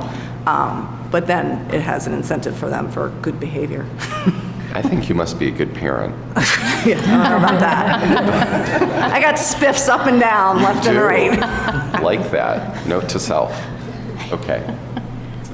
I have a couple little questions. Well, one, I'm just wondering if those who bid, and specifically Positive Connections, gave a particular justification for the very considerable increase in an era of decreasing gas prices and other such things. So what's the rationale that? The rationale is that they have been losing money on our contract because we went into the bids, well, actually it was 5 years ago when we entered the contract. They underbid a previous competitor by quite a substantial amount by offering reduced rates on double-tiered routes. And the cost increases in our bid specs, and that they remain in the current bid spec, is there's only cost of living increase from one year to the next. We've seen low CPI increases that affect our tax levy increase from year to year, and that's the only increase allowed in the bus contract. So where their leasing costs have gone up, their wages and insurance costs have gone up, they have not remained in line with our cost increases per our current agreement. I do think Candace's point about their fuel costs must be significantly less than where they were 5 years ago, just looking at the... And we've never had a fuel escalator in our contract, because gas prices were lower, they went quite a bit up, and then they have fallen, certainly recently. Yeah. And then the only other two I was wondering on, the air-conditioned bus and aid costs don't look like they were part of previous bids, but we now are including. Is that the way I should read that, or it just didn't apply before? We have asked previous bus providers to give us a rate if we needed to hire a staff member of theirs to be a bus aide, if we couldn't staff it. So we've included that in the bid, and we did have an additional cost page if we needed a large combo bus that was also air conditioned. So our buses for special needs children are all air conditioned, but we did have a separate page where we asked for pricing if a company were to provide a large combo bus that we might use at a typical school if we had a child in a wheelchair on a temporary basis, kind of a thing. And then the final thing, as part of the analysis around consolidation of routes, et cetera, are we looking, I don't know what our current policy is around activity bus, what we provide and where we provide it, and I think the question is whether we might perhaps should look at that as well as part of this overall assessment. I mean, I get a feeling that we use activity buses more in the magnet schools, but so I don't know, the early late buses, how do we use them? What's the policy for using them today? And is that what we should have going forward? I would just think adding that to potentially to the analysis of other potential efficiencies, irrespective of the bid. Other questions or thoughts? All right. The Board Finance Committee recommends, or do I have a motion that the Board Finance Committee recommends that the bus bid rejection be presented to the full board on April 27th, 2015? So moved. Second. Second. Roll call. Yes. Yes. Yes. All right, item 6, the administrative cap resolution. Dr. Brown. Thank you. I wanted to explain, this is something the board has not seen certainly recently. We're asking that the board approve this resolution to the administrative cap. I wanted to explain kind of what is causing this. We we prepaid copier leases. Copiers are used by teachers for classroom materials as well as by administrators and other staff district-wide. And copier leases had been prepaid for the prior 2 years, so they were not part of our budget. We added the copier lease expense into the current budget, and that expense is what is pushing us over the administrative cap. The state of Illinois considers copiers, even though they're used for classroom, used for students by teachers and other administrators and district staff, they consider copier leases to be an administrative type expenditure, and therefore that expense adds to the administrative expense. We are allowed to recommend this resolution for approval because District 65 administrative costs are in the lowest quartile of the state of Illinois. That is, we are in the lowest 1/4 of all public school districts as far as our administrative costs. So we are able to recommend approval of this resolution. And this is a one-time resolution. Doesn't mean forever and ever, but it will certainly be a resolution we're asking for approval for this year, simply because we have copier lease costs once again included in our budget. All right. Questions or comments? Thank you for that clarification. So do I have a motion that the Board Finance Committee recommends the 5% administrative cap resolution be presented to the full board on April 27th, 2015? So moved. Second. Second. Oh, I do apologize. This resolution needs to be put in the paper, and therefore, we would ask that the board vote on it at the end of May, at their second May meeting. I believe it's May 25th. Got it. I do apologize. So let's amend that motion to be May 25th, 2015. So moved. And second. Second. Great. Oh, wait. Is there a problem? I just wanted to say that it's not the resolution, it's the publication about the hearing. It's going to take place, and then the resolution is going to be voted on. In May. In May. Yes. Because So we're still Is okay to the recommend. motion right? That the resolution will be voted on by the Yes. board in May. Then we're good. Okay. Correct. Roll call? Yes. Yes. Yes. All right, item 7, summer learning projects. Mr. Price. And so, thank you. We're just presenting tonight for your action a list of summer professional learning projects, previously referred to as summer curriculum projects. The memo that you have outlines briefly the process that we went through this year for submission, discussion, and approval. A complete list of the projects that are proposed, as well as a couple of summary looks at how the projects are distributed across grade levels and across content areas is in the packet for your review, and I'm happy to take any questions. Meg? Yeah, so Dick had a question about some of the proposals that were brought forward were not CAC supported some of the proposals that were not brought forward by the administration. We were wondering if you could talk about the process and the rationale behind that. You want to talk about a specific project? There were a few of them that CAC supported that were not brought forward. So if you could just explain the process of how you took what CAC approved or supported, and then how did you determine from there? Yeah, so from there, unfortunately, unlike previous years, there was a significant financial limitation on what we could fund for this year. So unlike previous years where my understanding is that everything that was proposed was funded, this year we didn't have the funding to do that. We're proposing about $33,000 worth of projects, which is not what we would like to do, but it's just the financial reality of the monies that we have to support. So we took the CAC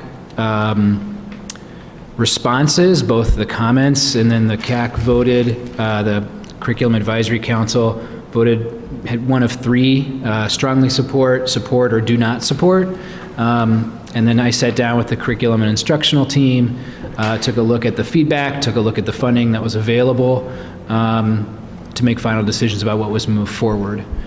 Some of the projects were very similar and so were combined. For example, there were a couple of kindergarten to second grade or kindergarten to third grade instructional framework projects. I believe there were 3. All of those were combined into one, with less than what the sum of all of that funding would have been.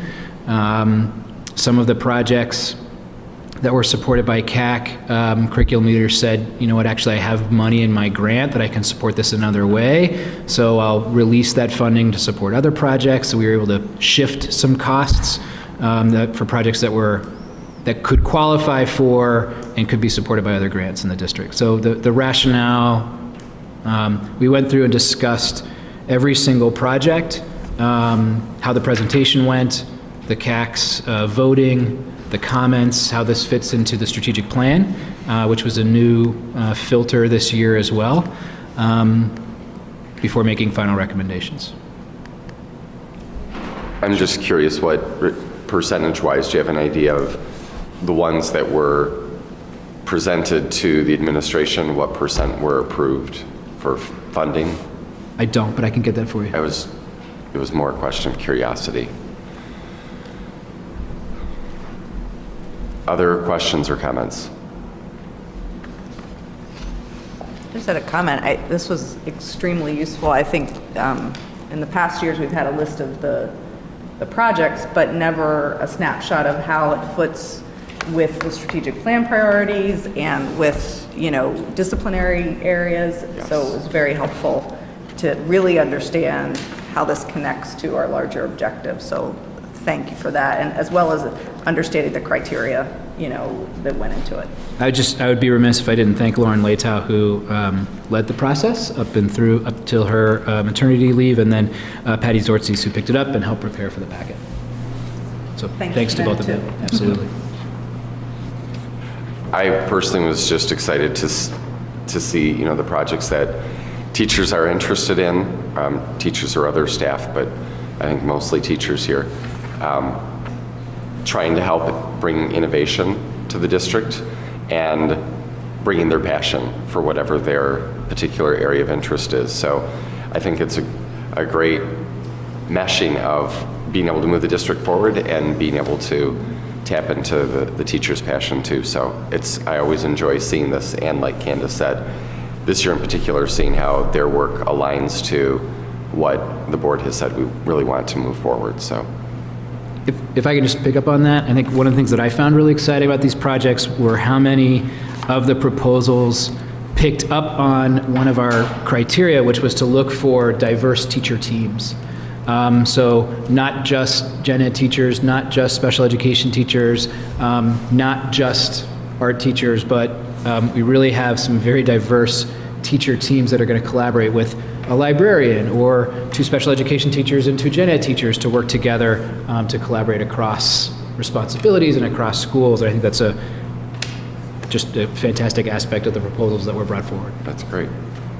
Can I just ask one? I'm just curious, because the teachers have to apply for the summer projects, and maybe this is more for Nick. Are the teachers excited about this, or, do we anticipate there only being 50 slots and 100 teachers are going to apply, and we're going to have to narrow it down? Or, what's the response? Do we expect a big response?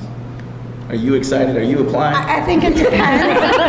Some of them were brought by curriculum coordinators, so it wasn't all brought by teachers. There were administrators who brought the projects forward, so I think that they weren't necessarily all brought by teachers. So I think, and I think, sure, teachers, once they find out and read about them, that will tap into their interests. And so I don't think you'll ever have a problem with teachers being interested in applying to be for one of the projects. I think once they know about it and know the projects that are out there and available, then absolutely, you'll get lots of teachers who are interested.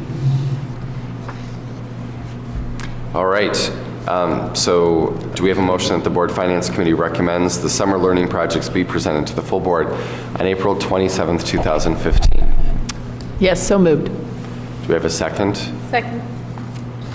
Roll call. Mr. Rufus? Yes. Ms. Bailey? Yes. Yes. And Katie, that was your last motion at the Finance Committee because there are none left. All right, item 8, the activity fee update. And that is, again, Mr. Price. Yeah, so you'll find my memo in the packet. I think in most respects, I prefer to under-promise and over-deliver. This is an aspect where I think I over-promised and I'm under-delivering in terms of a timeline to get this project done. I just reaffirm that I think it's important. I think it's an important project to complete. I'm committed to doing it. Just limits on the key resource of time, not only for myself, but really for the principals as well, in terms of the work that we have undertaken this year. In order to do a really good job of this, as I allude to in the memo, I think that as I've done some initial research and started to work with Kathy, there's quite a bit of work to be done here in order to significantly improve this process. And would just remind the committee that this was an aspect of this has been a topic that I've discussed with every single principal in the district, and so it certainly hasn't been ignored. It's just a matter of bringing the process to completion. It's going to take some extra time. Yeah, I just wanted to ask Meg a question, because I know one of the requests was to try and have the process completed. I guess are we 6 weeks out, 6.5 weeks from the end of the school year? And I'm wondering what's driving the desire for that timing, just to help me and perhaps others understand that. Well, I think DEC believes that we can anticipate the monies that's coming in the fall, and that we believe that there's no reason why you can't get a committee together to form a draft recommendation of how to use the monies in the fall, and that you don't need to wait to the fall to have that happen. I get that. So I'm trying to reconcile that with what John has shared too in terms of timing. And I'm wondering if I get we could do that, right? But is there a driver, like something saying, wow, if we don't do it by the end of the year, the school year, then there's this impact? Well, I think teachers You know what I mean? plan for how they're using the money, whether it's, to be able to spend in their classrooms. And I think teachers start thinking about that over the summer. And I think sometimes that process changes in the fall and you don't know it. So you might have planned to have had some Time for Kids subscription, and maybe that changes because your classroom's not going to be getting the same amount, and that changes in the fall and you don't know that. So again, teachers are planning some curricular things over the summer. It doesn't just happen. And so I think people want to be able to anticipate the spending so that they're not. I think Paula sent a letter to the board today that might have clarified some of that. Well, and you can come on up. It wasn't clear to me. Okay. So that was partially why I was asking the question, but so in the past, or in the current state, teachers have made decisions over the summer and done their planning and such. Without necessarily, I guess what we've heard is they've not really had a lot of insight into how the activity fee is going to be distributed and used in their schools. So I'm just wondering how if we maintain the current state until we've had time to really lay out the new process, how that impedes them from doing planning. You know what I'm saying? I'm not sure if I'm laying it out very clearly. It's not any worse. It's not any worse. Thank you. And not saying that it's any better, but trying to get to a place where it actually is better. I'm just hearing we need more time, and I'm just trying to understand what the impact is. And I guess we're trying to just understand time, the time for what? Because we've been asking for this since September. And I will say we haven't really made it. And from a teacher's perspective, that seems like a lot of time. We want teachers to be able to participate in determining how it's going to be spent, because one of the things, as I said, if you look at that 5 essential surveys, teachers are saying that they have very little understanding or knowledge of how discretionary funds are being used in their buildings. And we've been asking since the beginning of the school year for a process so that teachers can be working with the administrators in the building and sort of create a little budget. It's not, I mean, it's a small amount of money in most buildings. It's maybe, with 600 kids, it's probably $18,000. But, you know, it's the teacher's way of saying, here's how we're working on this together. And it doesn't seem that if we now let the summer go by and come back in the fall and do what? Because teachers are planning for these things over the summer. They want to be able to buy some materials, get some sets of books, have subscriptions. I guess we're frustrated in how long it's taking. And we've been told to be patient and be patient and be patient, and we have been. And you know, I don't know if this is my place to do, but I will take ownership, you know, at least on behalf of this committee, since this is where the discussion has emerged, because I think we have pushed the administration to get other things done. We have prioritized other work for them, and when they have said, you know, we need more time, we've said, okay. So what I would say is, if you're frustrated, you know, be frustrated with us. I want to say we've been told we've been told the same thing. You know, maybe in December, maybe in March. I mean, we've been, you know. And I'm saying because the buck stops with the board in terms of prioritizing some of that work, we could say to Paul, you know, don't deal with the busing situation or whatever else John might be working on, not busing, but whatever it may be. You can do that too. So, John, in terms of timing, what's the commitment that you can make for people here tonight? So what I shared with the DEC exec board when we met, I think it was March 17th, was that given the other priorities and the other issues that we're dealing with right now, my performance promise was to have a process in place by the end of the summer, that we would work with principals. And I just feel like fundamentally, quite frankly, if it comes out of my office, it's an expectation that it be used. And with any new expectation, there needs to be additional support provided as well. For every additional unit of expectation and demand, there should be an additional unit of support as well. And so I think I also don't see it just as student activity fee, but also block grant, and how principals engage teachers in the process of budgeting for those two sources of funds. So that's, sorry, long answer, end of summer, before we enter the next school year. And we get that the block grant is to us, that's a whole nother bucket, okay? And we're not particularly, and we've never expressed real interest in. We're just talking about student activity. We're talking about the board said years ago, we're going to assess every parent in the district this $30 for activity fee money, and that this is supposed to be devoted to the classrooms. And we've been saying for some time now that our teachers don't know how that activity fee money is being determined. We know what the amounts are, because that's pretty easy to determine. We just don't know where it's going, and we would like to have our teachers have input into setting some sort of proposal, at least, so that everybody in the building can say, okay, this is, it's not coming until the fall, but this is how we have an idea of how it's going to be spent. How long have we been charging the activity fee? Before you got on the board, Katie?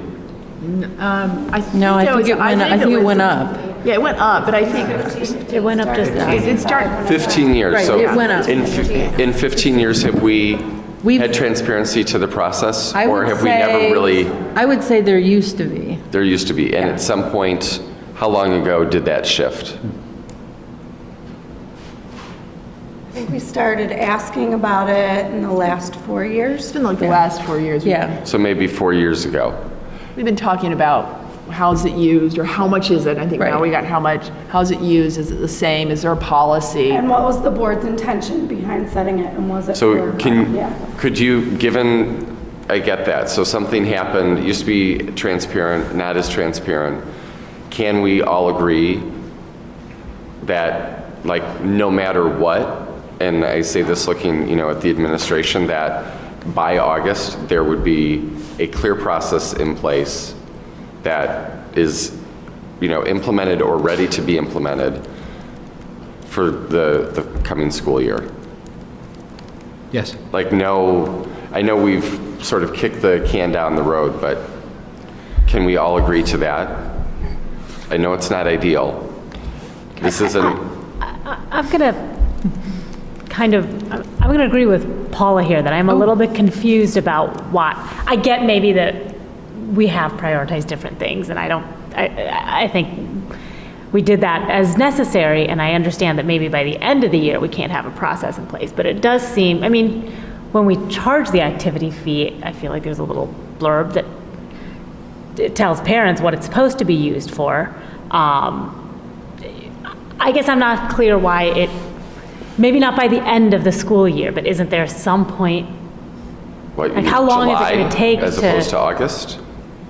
So I think I guess I'm not 100% sure what the delay in just saying, here is, it's $30 per student. These are the types of things the activity fee can be used for. Here's the process for a teacher requesting the money and what committee decides it. Like, I guess I don't really get why it's going to take so long to figure that out either. That's a great question. So let me try and provide a little bit more information about what I see is involved in this project, because frankly, I don't think it's easy.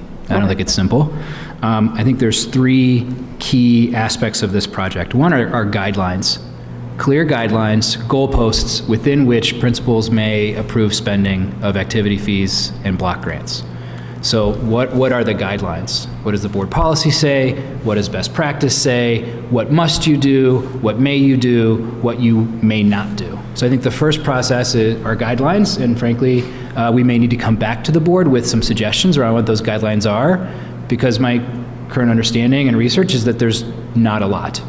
So we have to, I'm sorry that was to just the interrupt. first of the three sections. And I guess, again, I would push back that when we collect the activity fee from parents, we have guidelines, and it says on the form it will be used for things like subscriptions, supplies, blah, blah. We kind of already have those guidelines. Is it limited to that, or does it say things like? I don't know the exact Are they word. examples, or is it a comprehensive list? My guess is probably not comprehensive, but I think that it's So let's just pretty take- clear that there are Nor is there a some- specific policy, I believe. There's no policy. There's no policy in place, I don't believe. So Sonia, I just take subscriptions, for example, and we collect $5 from every parent for subscriptions. So should that be multiplied times the number of students in your class, and you can get a subscription for your class? Or should it be used for the grade level? Or should a portion be used for the grade level and a portion will be used by the school? So who decides, and how much of the money is used towards a school-wide subscription versus how much of the money is used towards a third grade subscription for the 92 students in third grade? So I think those are some of the issues around guidelines that we would want to flesh out a little bit and share. Okay, with but principals. again, I don't think it's parsed out, like $5 goes to subscriptions, $5 goes to this. It's a $30 activity fee No, that but his goes point to is, things like that. I I understand, but I think that, and especially if we have input from and this is teachers what- in right. creating these guidelines, And this is why what we wanted was the teachers working with the principal to determine, does every second grade class, for example, receive $150, let's say, and that these are acceptable things, which we know based on what was on the website. I mean, we have a pretty clear idea what the activity fund was supposed to be used for. It's not like it's a complete mystery to us. So that's why we wanted the principals working with teachers in the building to sort of design a proposal or a plan for every building, because every building is different and may have different priorities for how they think that money should be spent. And before you continue, so you're having it by Tracy, you've been waiting patiently. a by building proposal as opposed to a district-wide proposal of how to use the funds. Yeah, I would think every building would be working on that, because the middle schools are going to do things differently than an elementary school, for example. They're not going to, they wouldn't necessarily give every classroom teacher an X amount of dollars. They might assign it to the team, for example.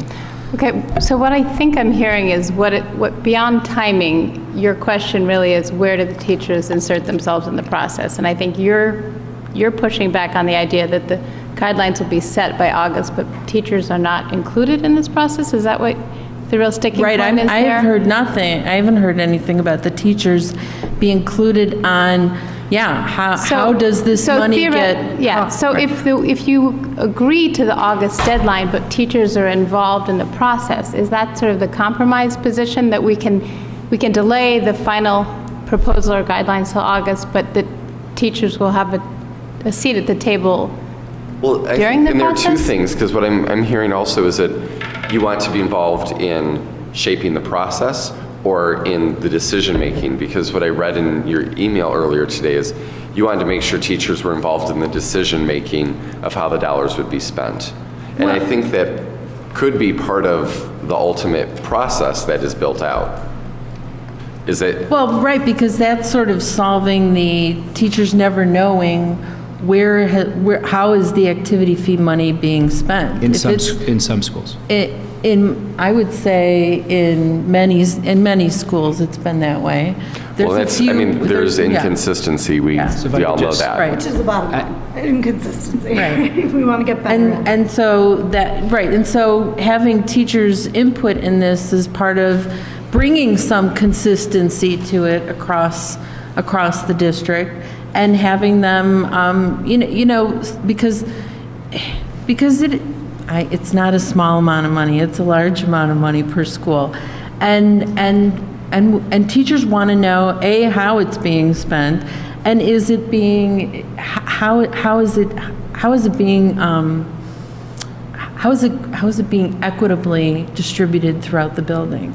In other words, I might have, it's not just teachers going to the principal and saying, I need to spend $1,500 for something. And I have other teachers not even knowing that this money exists in terms of the activity fee money. So it's just being consistent, but yet giving teachers a voice in the buildings. So are you wanting, just to clarify, because what I hear, just is making sure teachers are involved somehow in the decision-making process. Are you also asking that teachers be involved in shaping the process of how the distribution process works? Well, there used Know to what be a I'm saying? budgeting committee in every building. Well, that's the decision-making. And That's the decision-making process. Right. But what about the process development process? I don't know what else to call it. No, I'm losing that was the control of question I was asking. our conversation Yeah. here. Can John, I want to make sure that John gets his other two. Yes, and I'm sorry, you did, yes. I went to the others. It's your meeting. Go ahead and finish up. So I think I just outlined the first issue, which are the guidelines. And I think there's a lot of work to be done here, and frankly, more than I anticipated. So we need to be able to provide clear, as I said, goalposts between which schools must operate. I think the second piece is the planning process. So what process, what can we recommend and ask principals to go through as a process to engage staff members around how the dollars will be allocated? There's never been any disagreement that that is ideal. I've shared with DEC Exec and with Paula that is specifically outlined in the principal evaluation standards. So there's no disagreement on that point whatsoever. The third aspect then is the reporting. So we develop some guidelines, and we share the guidelines with the principals. Here are the rules. Here's what you may, must, and may not do with the student activity fees, with the block grant fees. Here are some tools and some suggestions you can use around process, how to engage teachers, what types of committees you might use, some protocols to do, some best practices, and then finally there's reporting. So once those decisions are made, how do you report to staff? How do you report to school community? How do you report to my office as well? And that should be one form, so that there is. So we need to build out that form. It doesn't exist currently in a way that's going to support the process and make the reporting very easy to do. And so I think we have this. I've invited. And to your questions, have invited DEC to propose process that they would recommend, and to help with that creation of that second piece of the process. Certainly open to working with them to do that piece. I think so. Those are the three pieces. Part of my interest to, especially hearing all of that, to let the process play out a little bit more, as we often hear concerns expressed across the district, is that when we implement a change, it's not thought out well, it's pushed without getting input, and we just, historically, there have been lots of times when people have said to me, why, this just got dumped on us. And when I hear all of that, to me, it seems reasonable to take a little bit more time. I know you guys have been asking for a long time, but I also feel like, we as a board have not made this a top priority. But hearing all of that can you get to a place of comfort if we all collectively agree on, and we, pick a date, whether it's, August 15th, or I don't know what actual date, but I think we should, or by the Finance Committee meeting in August, maybe that's what it is, that we report back at the Finance Committee meeting in August. I mean, obviously our concern is how are teachers engaged over the summer? I mean, how does that happen? That's a great question. How has that happened in the past? Well, that's usually for gets, committees now. but usually, I'm sorry? People are starting to sign up For next committees year. now. but usually, next but year. decisions about scheduling, we have scheduling committees, those things are being done now. I mean, they're not being done in the summer. So I guess. But do I guess let me be these, clear about So what are I'm. we saying, I mean, are we, okay, go ahead. No, I'm stopping. What I'm saying that we could do is have the process, guidelines, a planning process that's recommended, and a reporting mechanism completed by the beginning of the school year. Then that process would have to be utilized and used. So I'm not in a position to say that the process would be complete in every school over the summer. I don't think that's realistic, given what we've talked about, the demands of the project and the other demands that are on principals and schools at this time. So that process would then be used moving forward when teachers come back to look at how much has been allocated to the schools. That does change somewhat in the block grant, at least after the beginning of the school year, and then for schools to go through the planning process and then the reporting. But see, that's the key. These funds are not available until the end of October, beginning of November. activity fees? Because they are driven by free and reduced data. We don't get it until last year. The deposit was made at the beginning of November. So I think teachers understand. Yeah, we know that. we let them have absolutely changes know that. every year based on that data. So I'm going to go with Mr. Goddard's report, Peter's report earlier. Lincoln historically has had at least 20 students in every grade level, so, right? In a class. So, I mean, I could be wrong, but is it fair to say that you can anticipate half of that? So 10 kids times $30, so $300. I'm underballing here. Yeah, or right? even do 600. Yep, and even 600 for a grade level. That is money that teachers are thinking about going forward. We are thinking about that already. So yes, Teachers don't wait until October. Yeah, they can wait. Yeah, but no, they don't. Yeah, they're but not spending it right away. Right, well, it depends. Some of them will spend it and turn in a receipt later. I mean, they just wait, but, teachers don't wait until October to start planning what it is they're gonna do for the school year. They're planning over the summer. So can I clarify one thing? What I hear you saying is based off everything your work's gonna be doing in the summer. So in September, late August, then what I hear you saying is that then a budget committee would be started within a building with teachers being a part of that to determine, I'm gonna put block grant aside, how activity fees might be spent in a building. That's what I hear you saying. I didn't hear him say that there was a budget committee being formed. I heard him say that there was going to be a process created. Okay, But I didn't hear that it was that's why I a said- budget committee. No, I appreciate that. No, thank you. And I would not anticipate creating a process that isolates those two sources of funding. I think in an ideal situation, they work together. We're taking this money, we're going to dedicate activity fees in this way because we're going to be able to cover this other piece from block grants or vice versa. I think a proactive principal will plan wants to know all of the pieces that let's set the table with everything that we have. So the process will integrate those two. Okay, so I'll try it again. What I hear you saying is in September, there will be a group that includes teachers that will talk about how monies will be spent in the building. Is that what I hear you saying? Or how the process of how monies will be spent? Is that what I hear you saying? I think I'm actually saying a little bit more than that, which is that there'll be 3 pieces in place by September. Guidelines, may, must, may not, planning process and recommended best practices, and then a reporting tool. And within that, when you read through what those mean, teachers were a clear part of that. Yeah, as I said, there's never been any disagreement or pushback around teachers. I would just say staff being part of that process. Yeah, It's also part of the standards of evaluation for the principals over time. That's correct. So the actual expectation over time is going to be that the chief administrator of the school is engaging in a process that has teacher input, staff input. What I'm hearing is we should have a much more comprehensive solution in place. I look forward to it.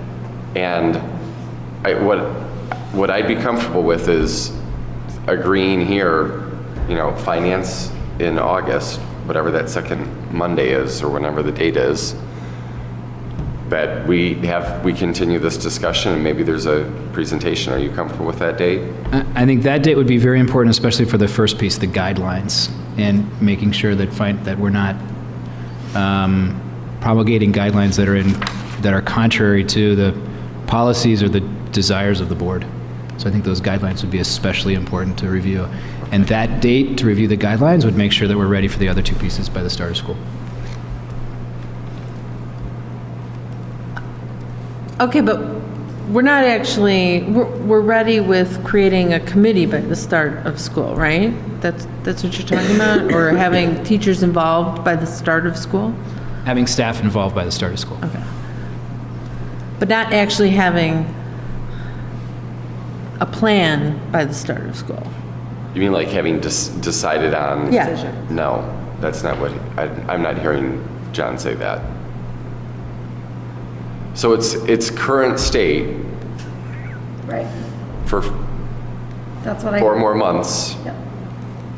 And then what I hear as a more robust, thoughtful process, consistent across schools.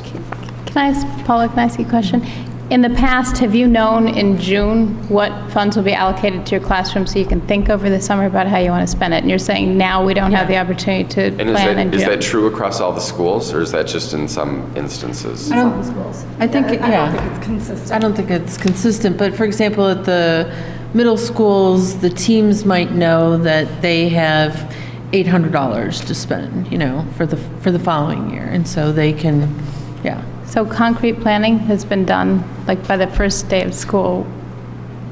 Yes, generally you would know, like, right at the start of the school year, how much, for example, if it was a elementary classroom, you might know that you have $200 to spend for that school year for, various things, subscriptions, books, manipulatives, things that you need. You would know by the beginning of the school year.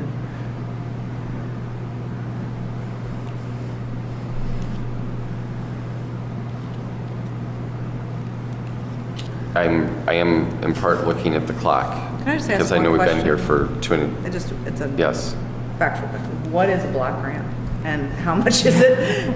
So we've talked about order of magnitude activity fees, but what is it? What does it represent? Yeah, so I can start and then Kathy can correct me, see how I do on my quiz. Block grants are monies that are given to the school on a per pupil basis. It's $63 in elementary schools, $73 in middle schools, with a $10 increase for every student that's receiving free or reduced lunch. 95% of that is provided to schools on the first day of school, or in the initial, not on the first day of school rather, but in July, with the rest added or not based on actual enrollments once the school year starts. Wow, I'm impressed. How did I do? You paid. All right. I've been studying. Kathy's been helping. She's my tutor. Where do enrichment monies come out of that? Or is that a separate pot? Separate. It is separate, okay. For like after school clubs? Yeah. Separate. May I make a recommendation that when we come back at the first finance meeting in August with guidelines, planning process, and reporting, and especially the guidelines as John suggests, and as we do a move forward basis, we also include in the planning process what the years ahead would look like. When would we actually be able to deliver on this in a timely manner that would meet what are the immediate needs of our debt colleagues? That what we're asking is to buy some time to really plan this out well, so we build a stable process for the next 4 years or 8 years. And partially I want to do that because I want to know what happened 4 years ago, 5 years ago, and what turned south or where the problem was. But that in this particular case, we carry on the way we carried on this past year, but with a much more robust and strong process that then has earlier timelines to meet the needs of our teacher colleagues and our staff colleagues. Absolutely. That's great. So I know we're pressed for time. I'm struggling with this idea that we can't have a conversation with teachers now about what we think we're going to be doing next year. So it just doesn't make sense to wait until the fall. I know you said you think of all the money as the same. I think of block grant money as money to operate the building, and the activity fee money is separate. And I guess I'm struggling with it a lot. I didn't hear him say he thought it was the same. Well, I think he's saying he wants to address both of them. Yeah, no, he said it's all in one pot. No, I would assume the block grant, like are specific things that it can be used for as well, right? there are some set asides. So there are already some guidelines But, you know, in place for that. it's up to you. This is money that the board has assessed parents, that parents give for the schools, and so it's your decision. What I want to try and conclude with is I hope you hear that the board wants to understand also, and that we want to have a clear process so that there's transparency for everybody. We understand it means to get to that point, that it means waiting for another 3.5 months or whatever it will be till finance in August. It's not ideal. I will apologize. I'm sorry that we have not seen fit to make this a higher priority. I think we placed a lot of other broader priorities in front of this. I will personally take ownership for that, and I think having a process in place by August is really reasonable, and it will set us up for clarity in the future. So. And let me add to that, I'll take ownership for the August delivery date. Okay. And for the involvement of our staff, our teacher and staff colleagues as we move forward, and as we build out. All right, let's go ahead to the FY16 budget update. Kathy. I think I'm going to start off this conversation, and then with help from Mary and Kathy, and then also help from my colleagues, because I want to address some of the potential questions you might have and the public might have as we move forward on our overall development of the budget, and as we pay attention to some of the reductions that we just passed. I want to start in an overview statement by saying that in the process of reducing, this is a painful process. This is a process that is something where we're moving from where we are to where we need to go based on financial projections, based on the uncertainty that we're facing in the state of Illinois, and the uncertainty that then places on us as one of the districts in Illinois. But I want to just pause and say that this is not an easy process, and that we are doing the best we can to move forward to be the financial stewards that we have to be, and be the financial stewards that we have to be from an administrative perspective, to recommend recommendations and actions for you as board members, as stewards. As I state, there's a lot of uncertainty that we've talked about in this panel, and that we've continually talked about throughout the year. It started with the CPI being historically at a low point, not the historical low point, but at a point where over the last couple of years we've been at predicting the CPI at 2%, and it is at 0.8%. And so that has a ramification for future budgets and how much revenue we can have. We also know that with our new governor and the focus that the governor is bringing on the state of Illinois, that there are uncertainties in what the state of Illinois budget will be. And indeed, a couple weeks ago, there was legislation passed and signed almost overnight by the governor, and I'm not passing judgment on this, it just happened, that cut back social services in the state of Illinois and had a ramification on our budget of approximately $280,000. And so that was an overnight change, and that was within the prerogative of the state legislature and the state executive. As we move forward, we really don't know the degree to which there will be increased, if I may, surprises on the financial front, even for this budget year, let alone for the years to come. And all of that uncertainty is juxtaposed with the potential for Senate Bill 1 to pass, which is an equalization formula that at our last calculation would have an impact of around $6.5 or $7 million on our budget.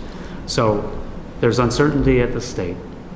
There's uncertainty because of the Consumer Price Index, which is a key indicator of what we do.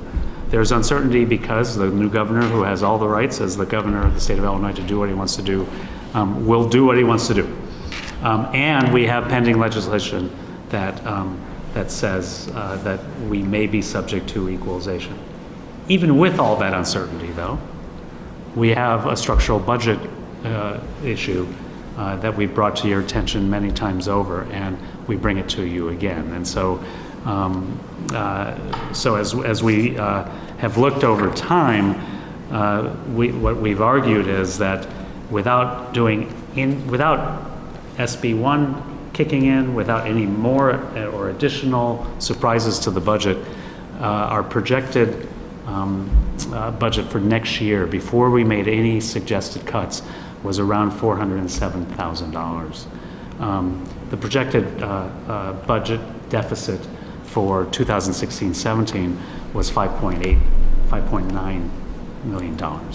The projected deficit for 2017-18 was $6.7 million, 8.6 in the following year, 18-19, and then down to 7.1 in 19-20, and in 2019 and 20.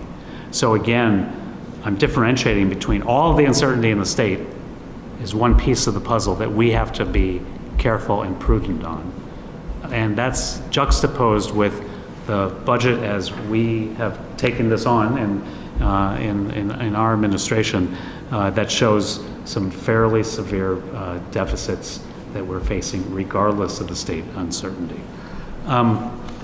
So that's where we entered into the question of how do we move forward and make prudent reductions that would do what we can to ease the pain, if I may, and to actually set us up for financial sustainability over time, which is one of the key components of the strategic plan, and actually is probably the foundation of the strategic plan, that without the financial sustainability and stability, we're indeed going to have a hard time moving forward.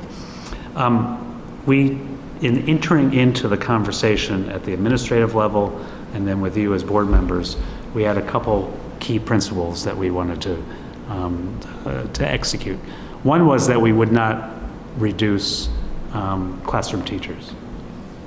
teachers serving in our classrooms, in our schools, we did not want to reduce. And the related piece to that was that we didn't, and I know it's subject to conversation and debate, and it should be subject to conversation and debate, we did not want to change the class size guidelines, whichever ones we're using. We didn't want to arguably increase them at a point that would be objectionable to our colleagues who are working in the classrooms, objectionable to the parents and the citizens who are here in Evanston.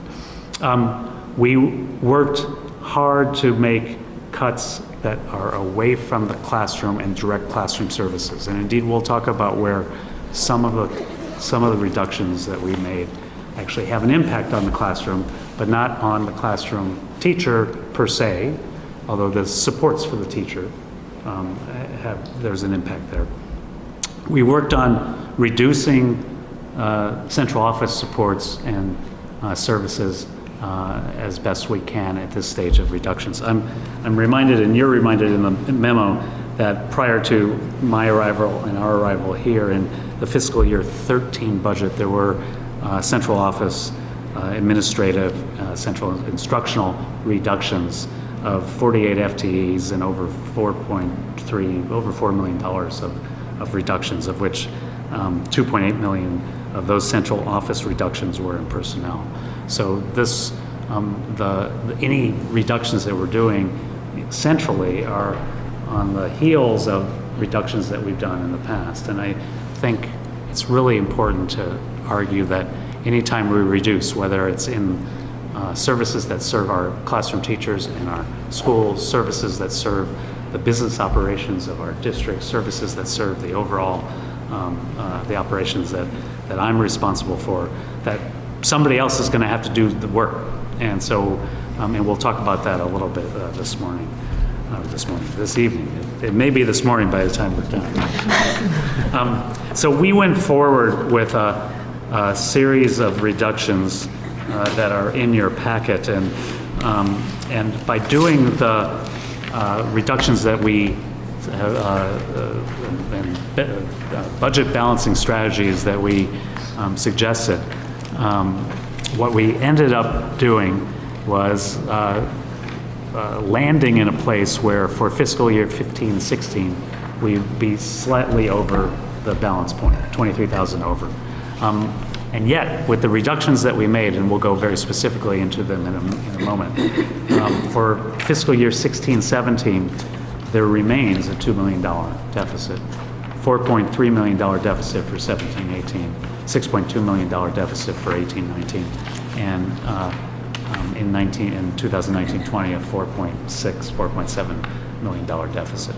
So even with what are painful reductions at this stage, based on our best projections right now, and based on our best projections without factoring in whatever happens next from the state or with SB1, we still are in a situation where year after next, we're in a deficit model.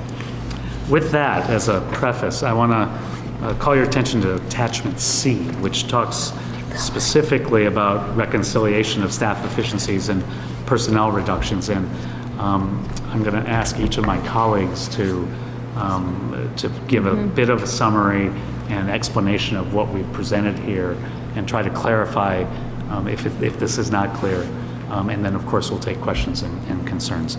And I think I'm starting with Beatrice and Peter as we think about the central office reductions that we've made as well. Correct?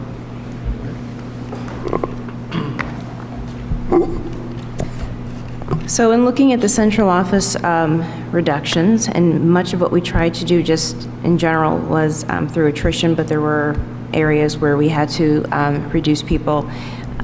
For Peter and I, our office, we looked at our staff within the HR department specifically. There are currently 7 full-time employees. I am reducing that by 1.5. I'm going to share a position with Peter. One of the reasons we felt we could do this was, as you probably have noticed, there's a secure entrance now where once those doors are locked, we'll be able to change the procedures of how we have people coming into the building. And we will not need a full-time receptionist outside of the Human Resources office. So Peter and I are looking at the work that can be shared between our two offices, knowing that we will need to have someone staffed downstairs at this front desk at the reception office. We have some plans for that, and we also have plans in place for when that person needs to come to the HR department to do some work very specific inside, that there'll be coverage from the research and accountability department as well. So that was where we felt like we could find some efficiencies and share some work between our two departments. So let me just add to that, because I think in my department, we're cutting a half a position, leaving me with 6.5 direct reports. The functions being registration, maintaining the student information system and providing end user support for the student information system, running our district-wide assessment system, all kinds of reporting, including state and federal, analysis like what you saw tonight, and then maintenance of former student records and handling those requests. So we really thought about, are there further cuts we could make to my department in order to keep cuts further from the classroom? But that's a fairly substantial workload to manage with 6.5 folks. So what we were able to do is to make that half of a reduction by shifting some of those duties to existing staff, and then collaborating with Beatrice for the half a position. Can I ask a question? Because I need clarification on something. We're looking at chart C, attachment C? Yep. And so you just went through central office support, right? That's the line item you're going through? I just try to follow in the chart. Yeah, so both of our cuts are part of line 2. Line 2? Yep. So then my question for you, Kathy, and I just don't understand this. It says fiscal year 16 budget amount. So those 4.5 people made up 193,000? Right, so these are the amounts projected for next year, and the 6.75 FTEs were reduced, but we only counting the net savings. Let's come back to that. Wait, that's not the question. You were asking the question about the central office support. Well, yeah, so I mean, I guess that's what you're saying is the net savings of the 4.5 is $193,912. Yes. Second line. Okay, not 6.7, No, yes, right. yes. And so that's the net savings, but it may not really be 4.5. No, it is 4.5. But I mean, because my 6.75 question, which we're going to get to, you're telling me 6.75 obviously is not It's a different situation. I'm sure John's going to explain the 6.75. We're going to explain the 6.75. Is that the only aberration though in the chart, or do all of them have that in there? Do you know what I'm trying to say? Because there's 6.75, you're going to explain it because it's a net savings. Right, everything else is actual, is a direct. But is everything else that way? No, it's all direct. It doesn't make sense. Personnel, yes. It should be 135 and 4.5. So And it's only one unusual 193. situation with line number 9. Everything else is straightforward FTEs and the amount attached to these FTEs. So it's salary and benefits, Correct. everything. Well, actually, just the salary. Right. Just salary amount. But the savings would be salary and benefits. It's a little bit more complicated because we have another shift with the benefits that we are expecting with the Affordable Care Act. So we do not want to count on the savings that may not materialize. But we're going to be explaining it during the budget building process. So that's why they are I not won't be being here counted. for that. So I really so in want this to particular now. case, because This is my last influence, okay? in this particular case, as it relates to the central office reductions, the 4.5 are 4.5 FTEs, and that is their salary that we are Yes. actually reducing. I think a helpful way to present it would be to show both the compensation and the benefits that are That's fair. connected to these individuals. And then if separately there's some additional cost due to ACA requirements, show that separately. Because we would have that amount, the ACA amount, even if we didn't cut any positions. So we want to be able to demonstrate that what cost savings we're actually realizing because of these cuts. Yeah. And the only thing else I'm going to add, and we'll get there, if this chart is redone future, you can't show the reading specialist the way it's shown because it's so misleading. right? I mean, you have to, you can't show one that, the chart's not consistent. That's You right. need- You need apples to be apples, right? So if you let's show see it if- again. We will explain that John will explain it in a couple I minutes. know to explain it, but I And meant for chart, for visual. That's fair. So those are positions. There are also custodial positions that we're reducing as well. And Mary, you were going to... Yes. Or custodian and maintenance. Sure. Well, the 4 custodial maintenance positions, those are all open or vacant due to attrition or retirement. So we looked at reducing 2 maintenance positions, that is 25% of our maintenance staff, and 2 custodial positions, which is 3.7% of the custodial staff. So those 4 positions are open or will be open at the end of June due to retirement or attrition. And again, if we went back into the history, we've also reduced custodian and maintenance over time Yes. prior to my arrival. And so it's worthwhile paying attention to that history, that the work still needs to get done, and yet we're asking our colleagues who are in the buildings to do even more work. Yes, we reduced in prior years 6 school custodial positions. They were open due to vacancies or retirements, and so we looked at realizing savings from attrition that we needed, excuse me, to balance previous year budgets. As Dr. Gorin referenced, the $4.3 million that was reduced just for the FY13 budget year. Those reductions were needed to balance prior year budget. So this is an additional reduction of custodial maintenance staff. I think as we continue this conversation over the next several months, what would be really helpful is to have a chart that lays out by fiscal year from the prior several years, what are the cuts that have been made? Because part of the reason we have avoided a more financial type of crisis in the district is because of some of the cuts that the board has made, certainly since I've been on, but I think in years prior as well. And I know that there was a note in here for FY13, but I think we need to demonstrate the pattern of effort that has gone on to try and I appreciate shape that, off because and we'll get into sort of the deeper conversation on positions that do have an impact in the support of classrooms, but in running and being part of an educational enterprise, we have to have a lot of different players, and we've actually made reductions over the years. Katie. I'm only going to say this because I'm going to say it later. I think it's a great idea to show the savings we've had, since we've done it over time. I think that's awesome.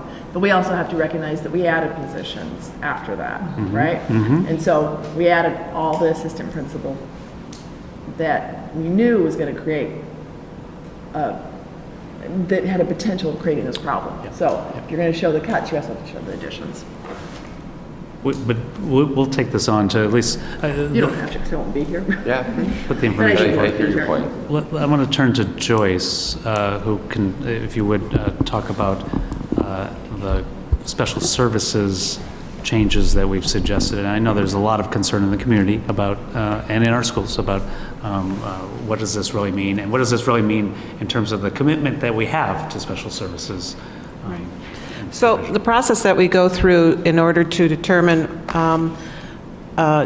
TAs, special education services, related services, is the supervisors assess carefully what the needs are of the students that are on the special educators, IEPs, and the related services that are required by students.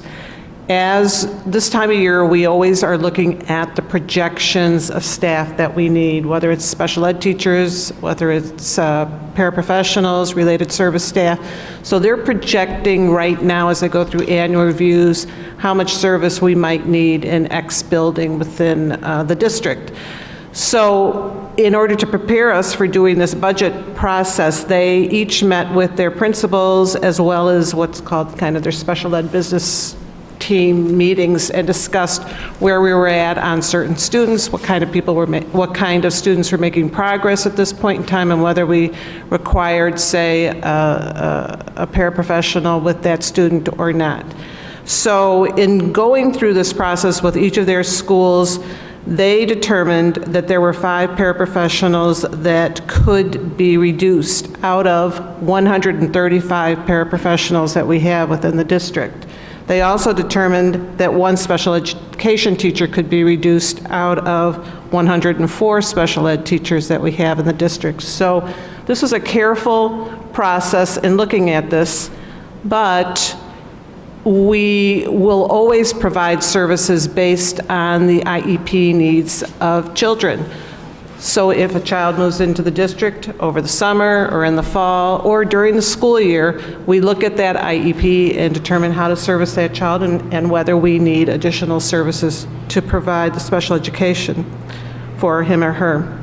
So, you know, these are attrition positions in that these were staff that were already leaving the district either through retiring or through taking another position, resigning their position within the district. So we didn't impact individual staff in doing that. And I think that as we move forward and we look at the strategic plan and the needs that we have through the strategic plan, that although we have reduced some staff, we can continue to move forward and to execute what we're looking to provide.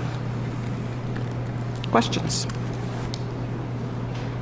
I'm wondering if we should finish up and then open up the questions unless. Yes, great. So I think I'm going to turn to John, who will talk about a couple of the central instructional positions and how we've changed those, and then talk about the reading specialists and better explain reading specialists and its savings and what that means. Right, thanks.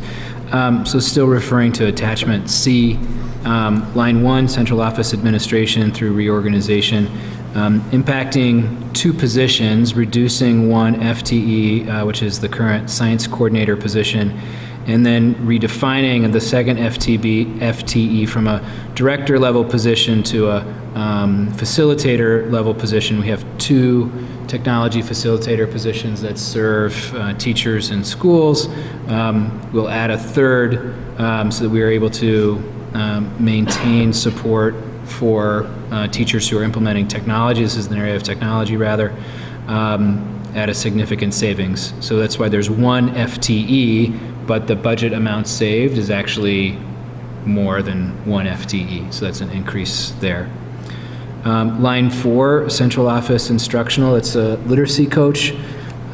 This impacts 1 middle school literacy coach. Which line are you on? I'm on line 4. Okay. So 1 literacy coach that was serving middle schools. Again, just needing to make reductions across the board in alignment with the strategic plan, making sure that we protected and prioritized our support and literacy coach supports for pre-K to 2, especially, so that's why the cut was made from middle school. Line 5, building administration, that's 1 assistant principal position. This is a difficult decision to make because I think the assistant principal roles are very important in our district. The decision was to close the assistant principal position at Kingsley. Believed it was important to start this process and make some cuts to the administration, even though that's at the school level, and begin to reduce administrative costs. This 1 position also, just looking at an amount that we needed to cut, the 1 assistant principal is worth about 1.5 new teaching positions, so that savings helps to protect the priority that Paul mentioned of protecting classroom teaching positions. Kingsley also is a school where there'll be some reorganization and restructuring of the special education programs that's there. Kingsley in the past or currently supports ED classroom, working with Joyce, and Joyce is leading a process to redesign that class so that the demands and the needs of the children who are served in that physical classroom would be very different and significantly reduced. And also Kingsley is a school that is not going through a principal leadership change next year, and is a principal in Trish Murray that we just have a tremendous amount of confidence in her abilities. And so that's the reason for that assistant principal reduction. Finally, line 9, the reading specialists. This was also a very difficult reduction because the reading specialists are not only experts in their field, but also directly serve students every day. The reason for the 6.5 and the $195,000 is because we do have a need to invest money in our general education curriculum. There was no money set aside for new books or materials for kindergarten through third grade literacy. There has not been a significant spend from the central office in approximately 10 years on updated kindergarten through third grade literacy materials. And so approximately $200,000 of the savings from the 6.5 FTEs is reserved and will be invested next year in a curriculum adoption that we will hope to bring before you before the end of next year after, of course, significant consideration and a thoughtful process to engage teachers across the district. So there hasn't been a decision in that yet. It's a process, but we needed to set monies aside to update what is now a fairly aged curriculum that's in our schools, K to 3. So those are the cuts that impact the teaching and learning side. Say a word about reductions in positions, but not in program. Sure. So I think, thank you for that. I apologize for neglecting to talk about that. So I think Beatrice may talk a little bit more about when FTEs are cut, the decision-making process for the people that those cuts impact. That's a separate decision from programming. So it was simply coincidence in another circumstance where the decision was made to eliminate an FTE at Kingsley that also happened to impact the AP at Kingsley because he was the most recent assistant principal hired. In terms of the reading specialists, the same decision process is made. It's a little bit more complicated for teachers based on 4 different categories that well, I'll let Beatrice explain it. She's the expert. So the 2 of the reading specialist positions did happen to impact teachers who are currently serving middle schools and currently implementing the Read 180 program. It is not a decision to stop providing the Read 180 program to middle schools. It's not a decision to stop providing interventions and support for students who are struggling in the middle school. That's a process that we've undertaken to make an assessment of that program, Read 180, and how well it's serving our students and which students it's serving especially well. But a decision that we made in the future, certainly not a decision that's being undertaken at this point. So while those FTEs, the people, the unfortunate cuts to the people, it does happen to impact the Read 180 program, those positions will be filled with reallocation across the district. And then Beatrice, if you would do the summary on the number of reductions. And do you want me to talk a little bit about the process of? A little bit of the process and then the numbers of reassignment, et cetera. So as John said, it's a very difficult process when you're looking at positions, and then of course when you're limiting positions, at some point that's going to impact people. So what we couldn't do through attrition, when you're looking at the licensed staff for our teachers, we do have to follow a process where teachers are placed into categories based on their licensure, and then within each category there are 4 groupings, and they're placed in those groupings based on their summative evaluation ratings. So when we know that we're going to have to cut a literacy person, we have to go to that category and then look within the groupings to determine who that is. So that's the process that we went through. In terms of when you look at the total number of reductions due to the budget situation, of these employees, 12 are maintaining their employment with District 65 because they've been reassigned. 8, I believe, are through attrition, and the remainder are people who have been honorably dismissed who can reapply for any position for which they feel they are qualified. So for instance, we do have some secretarial positions that will be available, and we had some secretaries who can then apply for that. I think the one other thing I would say is that in terms of additional impacts, for some of those folks who their positions were cut and they're tenured staff or they are eligible to bump someone else, that did cause a ripple effect, so to speak, for about 4 other first-year pre-tenure teachers in terms of having to RIF them as well. And so we now remain open for questions. I just want to go back to the overall statement here is that, again, this is not an easy process. We take this very seriously, and I've been trying to respond to each and every concern that's been raised by parents or community members, and I apologize to those that I haven't been able to get back to in email, but I'm committed to do that. Even with these reductions, we are still set up for facing deficits of our own in fiscal year in 16, 17, and beyond. And then if the uncertainty of the state kicks in to some certain state where there is reduction, that will increase this. And so several of us were in Springfield last week and asking our elected officials what they might predict, and it's hard for elected officials to predict anything, but what they might predict in terms of future actions at the state level. The response really was be conservative and be prudent. And so that's what we're presenting tonight, and we're open for questions and concerns. Tracy? My first question is about Read 180. So and I think a program evaluation is absolutely a very important idea.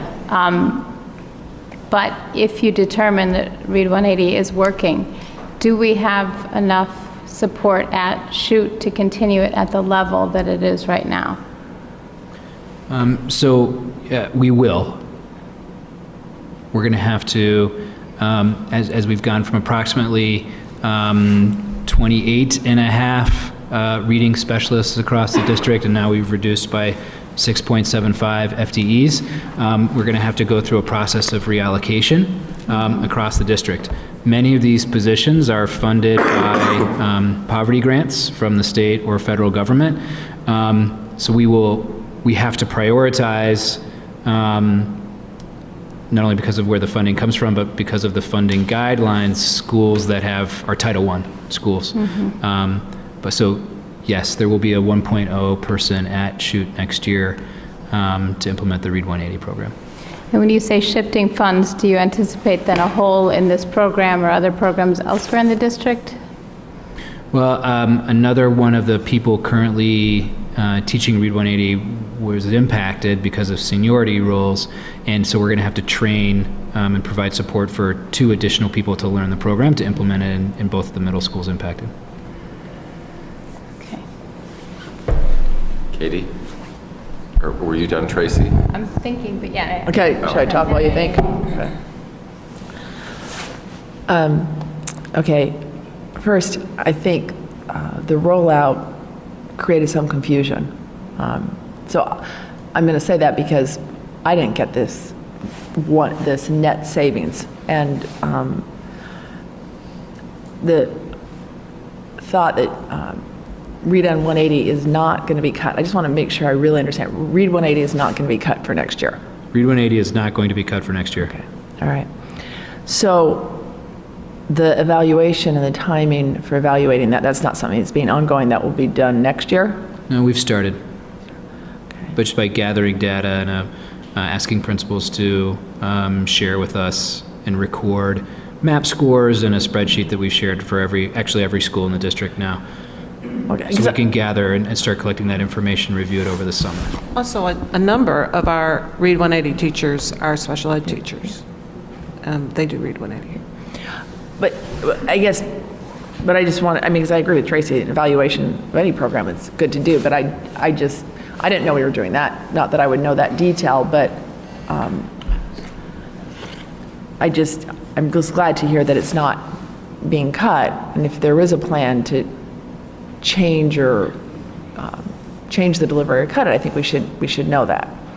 The other thing, though, I've got to say is, and then come back to my third point, is so there was a decision to invest $200,000 of the savings into just a sec, let me read it, books and literacy materials. Was that already budgeted, or is that a new budget because of this cut? When was that planned? I'm not sure I understand your question. Well, the savings would have been $395,000, but we took $200,000 to do a curriculum. Which hasn't yet been board approved. It hasn't been board approved, right? Because the But budget's not approved. when was that planned? Was that something that's been planned for a while, or is it because we have this savings that we decided to do it? I'm just wondering how it happened. I'm That looking was- around, I mean, I guess I'm looking at you, Paul, because I didn't know. I could, taking a look at our current budget and beginning to think about the non-personnel budget, what's in our current budget now, what do we roll over to next year, seeing that there were $0 for general education, tier 1, if you will, literacy materials for next year was a huge concern. And so the reductions were planned with that in mind, that we needed to accommodate a need to invest in materials that serve every child in the district from kindergarten through 3rd grade. What was the last program that was purchased? What was the? It's called Treasures. Ah, Treasures. I can tell you how old that is, I know it. So I'm not, I'm not disagreeing that there probably is a need to do it, but I mean, that choice, well, I guess they're all hard choices, right? But the savings, I mean, there could be other choices. If we didn't communicate that well, that falls on me. So Yeah. I'll just take that responsibility. it does. The second piece, though, is as we think about the conversations around this table and around the board table on the strategic plan, and then earlier on early literacy, this was our investment in early literacy. So. I would just want to say, let's be clear that this isn't a value judgment that reading specialists, the value of reading specialists is equated with curriculum, right? I mean, I think that's just, it's the way it's presented. Like the other things, we probably should have included as, the reduction and then investments separately in terms of, That's fair. that would reduce the overall reduction or the net impact of the reduction. I think that would be much better, because it does kind of feel like it's a choice, that all of a sudden we found, $200,000 so we could do it. It doesn't feel right. Okay, now, if I were to say my third comment is in relationship to the strategic plan, and reading's really kind of critical. I mean, it's our joint goal. It's about literacy. It kind of supports the $200,000 investment, but so does reading and reading support. And we look at the number of kids who need reading support in middle school. This 6.75 concerns me. And SUNY so nicely reminded me that I said, was it 2 years ago, when we invested in all the assistant principals, that we were going to have to make decisions. So in some sense, we are making a decision, right, that it's more important to have assistant principals than it is to have reading specialists because of the impact it has in the classroom. But I think, and I said this then, that we're going to have to look at that, because that was an addition of six assistant principals at that point. Seven. And I'm not saying they're not beneficial, but we should have the right number since I just said it. How many was it? I believe it was 6. I thought it was 6. It was, it was Rhodes. It was the second one at Kingsley. The second one at Nichols, Kingsley, Lincoln, Dewey, Willard. Dewey, it's 7. 7, okay. I just think it's, so I'd like to hear about and I'm looking at you, John, but I should look at Paul, just about that, about what you see. I'm not doubting the value of assistant principals, but I just want to hear about it, because I look at the plan and I think, wow, reading is really important. And just like we said earlier with Lincoln, there's no easy choice, but I want to understand that choice. So I would say that, yes, absolutely, every assistant principal in the district should be supporting reading.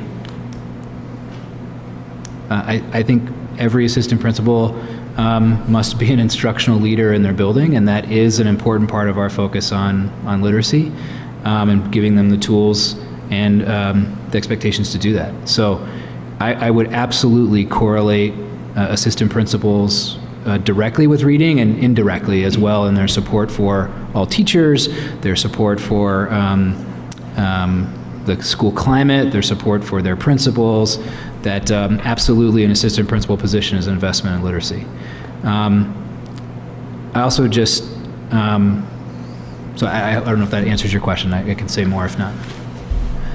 Yeah, I mean, give you even a, I mean, yeah.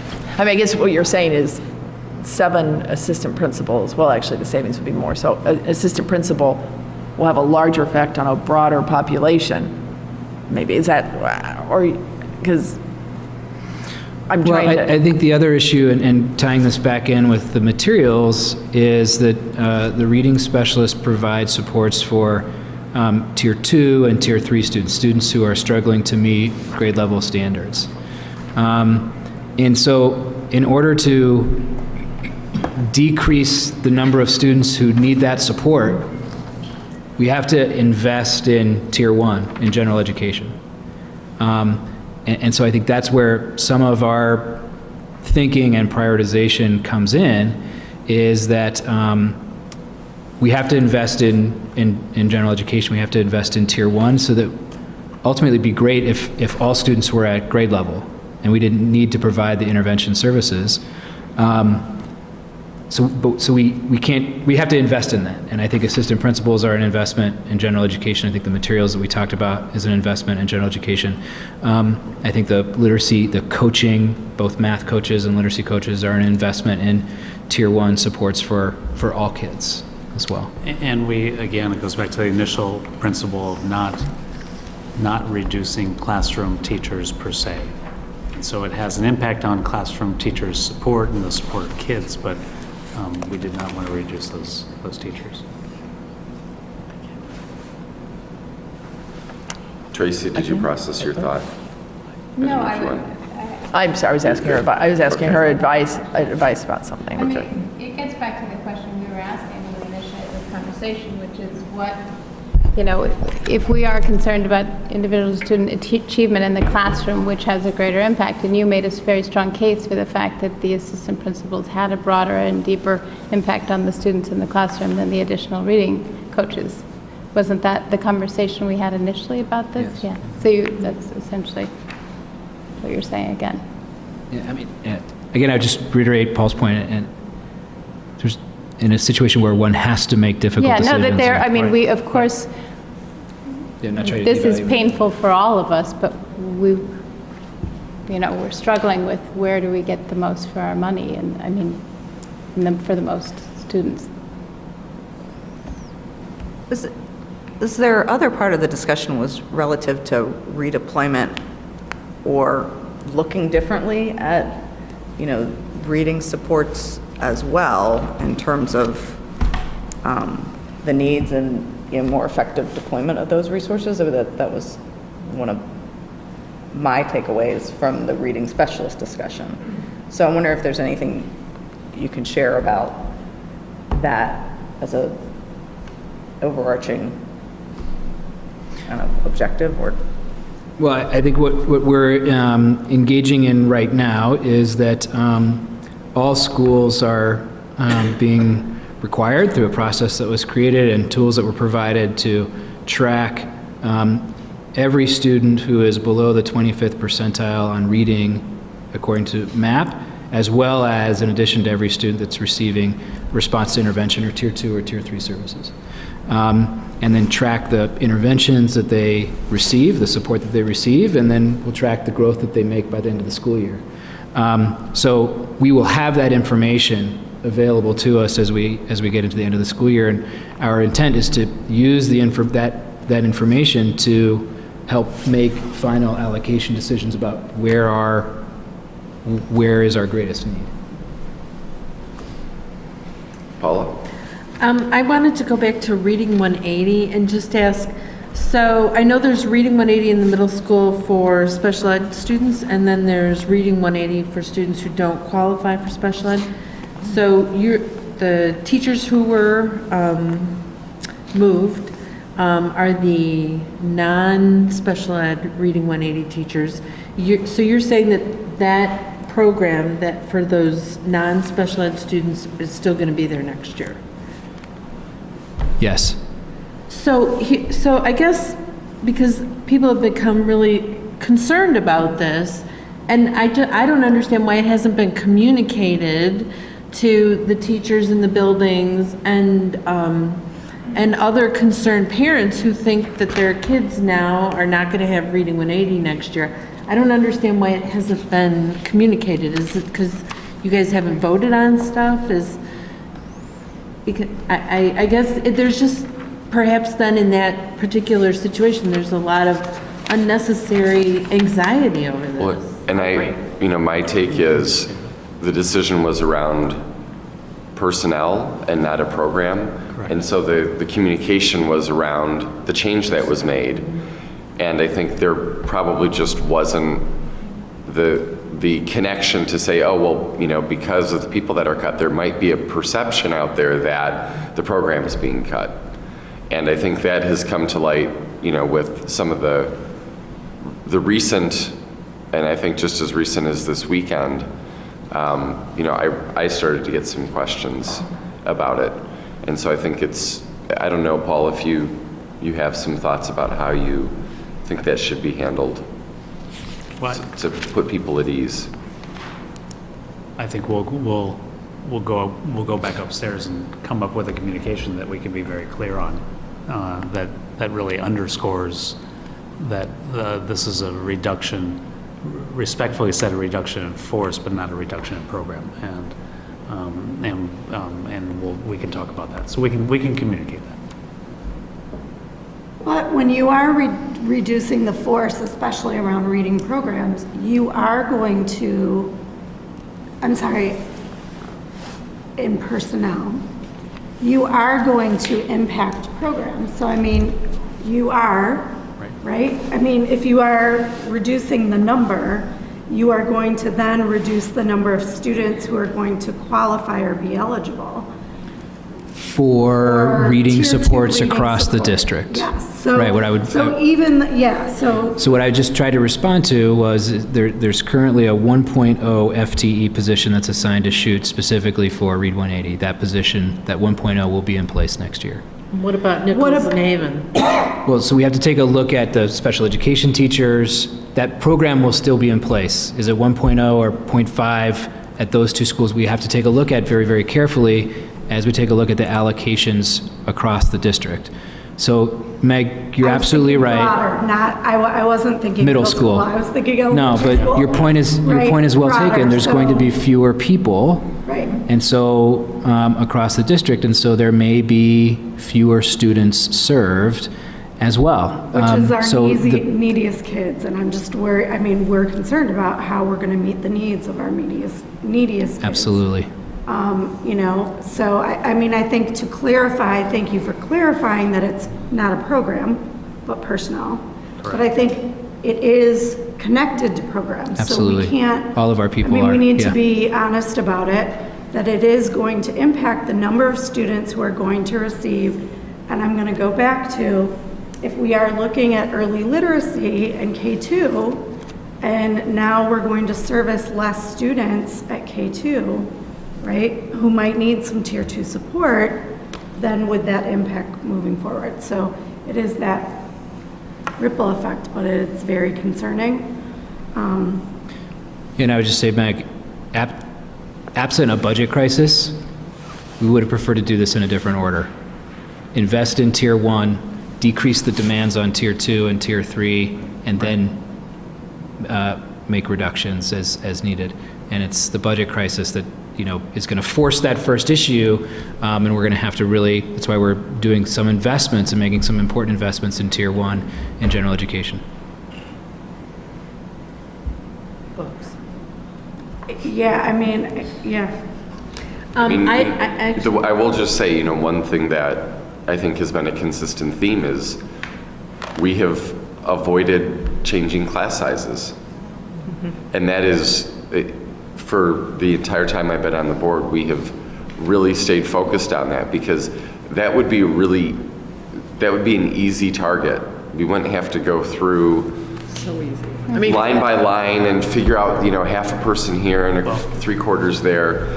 You add students to a class and we could shave off a lot of money with that sort of reduction. And the board has said repeatedly, we're really committed to not doing that. But it has meant that the board has had to make some other trade-offs that are not very appealing.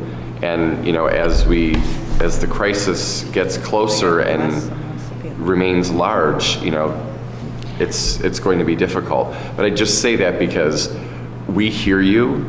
Like, we don't want to make any of these cuts. But the one thing we have stayed really focused on that we hear from teachers all the time is how important class size is. And so we have fought to preserve that. And parents. Parents think it too. And parents do too. I'm just saying to you because you made the comments, that's all. And, you know, that's somewhere we all have been really aligned. But I think it's a question that's worth revisiting, because we're making the assumption that a teacher would rather have 2 fewer students in her class or his class, but no reading support. But some teachers, I think it's a good dialogue to open. Would you rather have a slightly larger class with more reading support, or would you like to keep it the same and lose some of that support?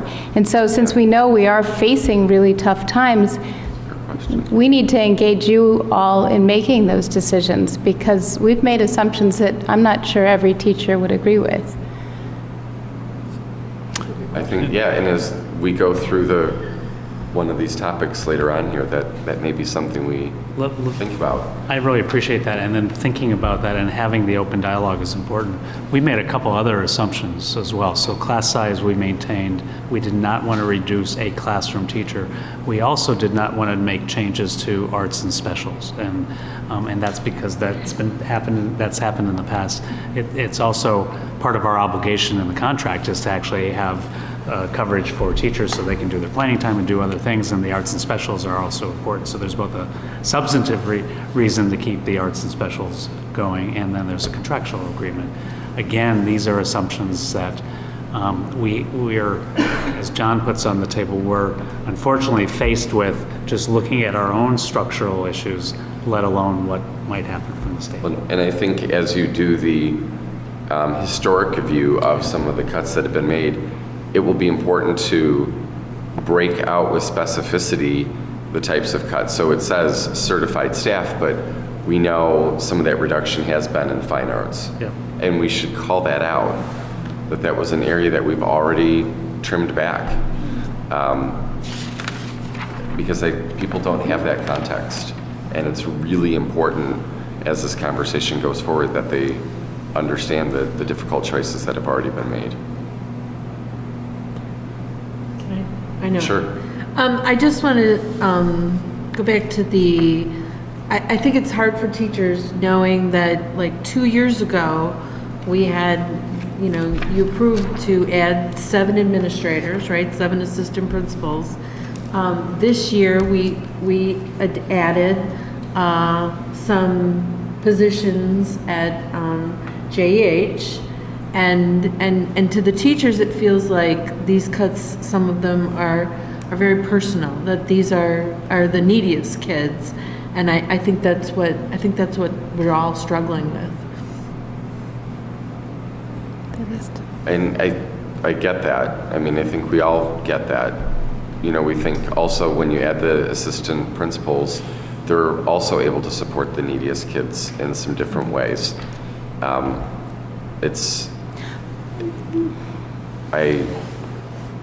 I hear you, and I don't know if you're here for the conversations when we decided to bring in those assistant principals. We wondered, you know, are we going to be able to sustain this? And, you know, we're seeing an instance where we're saying we can't. But then we also, when we brought them on, we saw as the schools got bigger, questions about the social and emotional learning of the students because of the pressures put on the principal and the inability to spread them thin and really address some of those emotional needs. So I think, again, you know, we need to engage the community and the schools about, you know, in the school environment, what makes for the, you know, the most ordered and best environment for students to learn. And I think we made the assumption bringing the assistant principals on that it was really helping the environment in the school, calm it down, and create a better learning environment for all the students. So of course, we're not sort of trying to choose administration over teachers. It's really creating the healthiest and best environment for the students to learn in.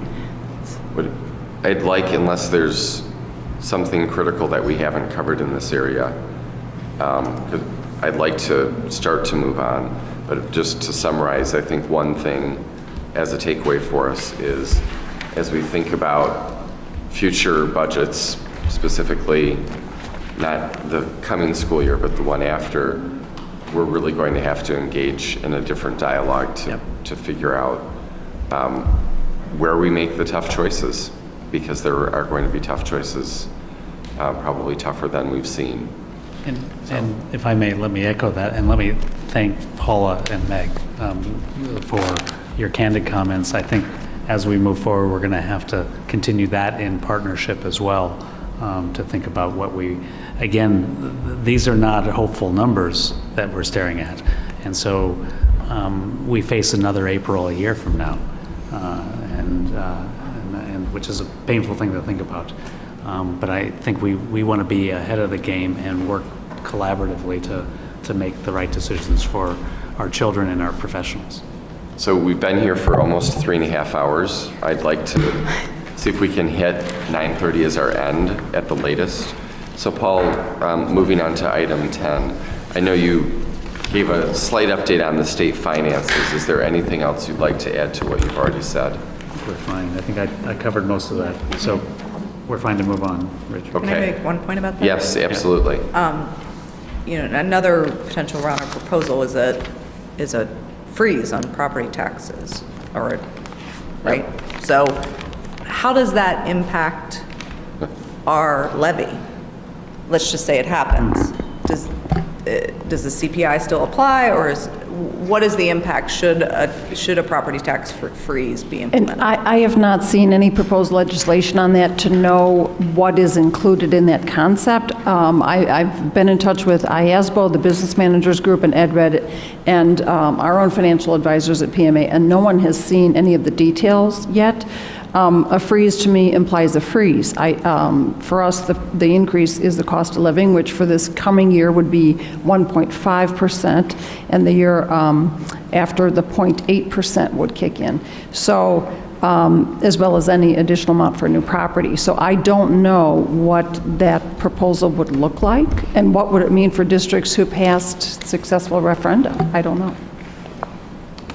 And in this memo that Kathy prepared, the corporate personal property replacement tax, CCPRT, is, and actually I think we learned about this last week in Springfield as well, may actually be reduced as well, and we received 2.2 million, right. So again, there are costs here that we may see leave, and then let's go back to the earlier conversation about the increased costs of transportation that we may see. And then let's go back to the other conversation that we've had before this committee, which is that as we think about our technology costs, and we think about our technology costs on the debt service, and we think about best practices, which would be to move it off the debt service, that's another cost. So there are lots of ramifications as we move forward into this next year. Yeah. Okay, the last item is the Future Budget Task Force. Paul?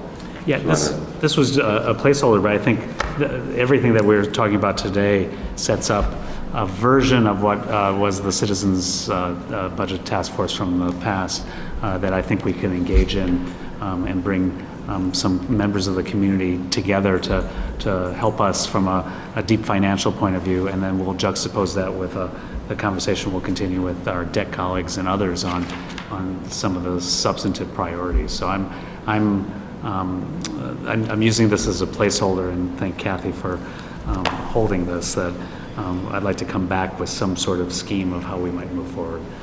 When are you thinking you might come back with that? Is that something you think will be in May? Yeah, we can come up with a sketch for the May Finance Committee meeting. I think the time is pertinent now, and then as the days pass, we'll learn more.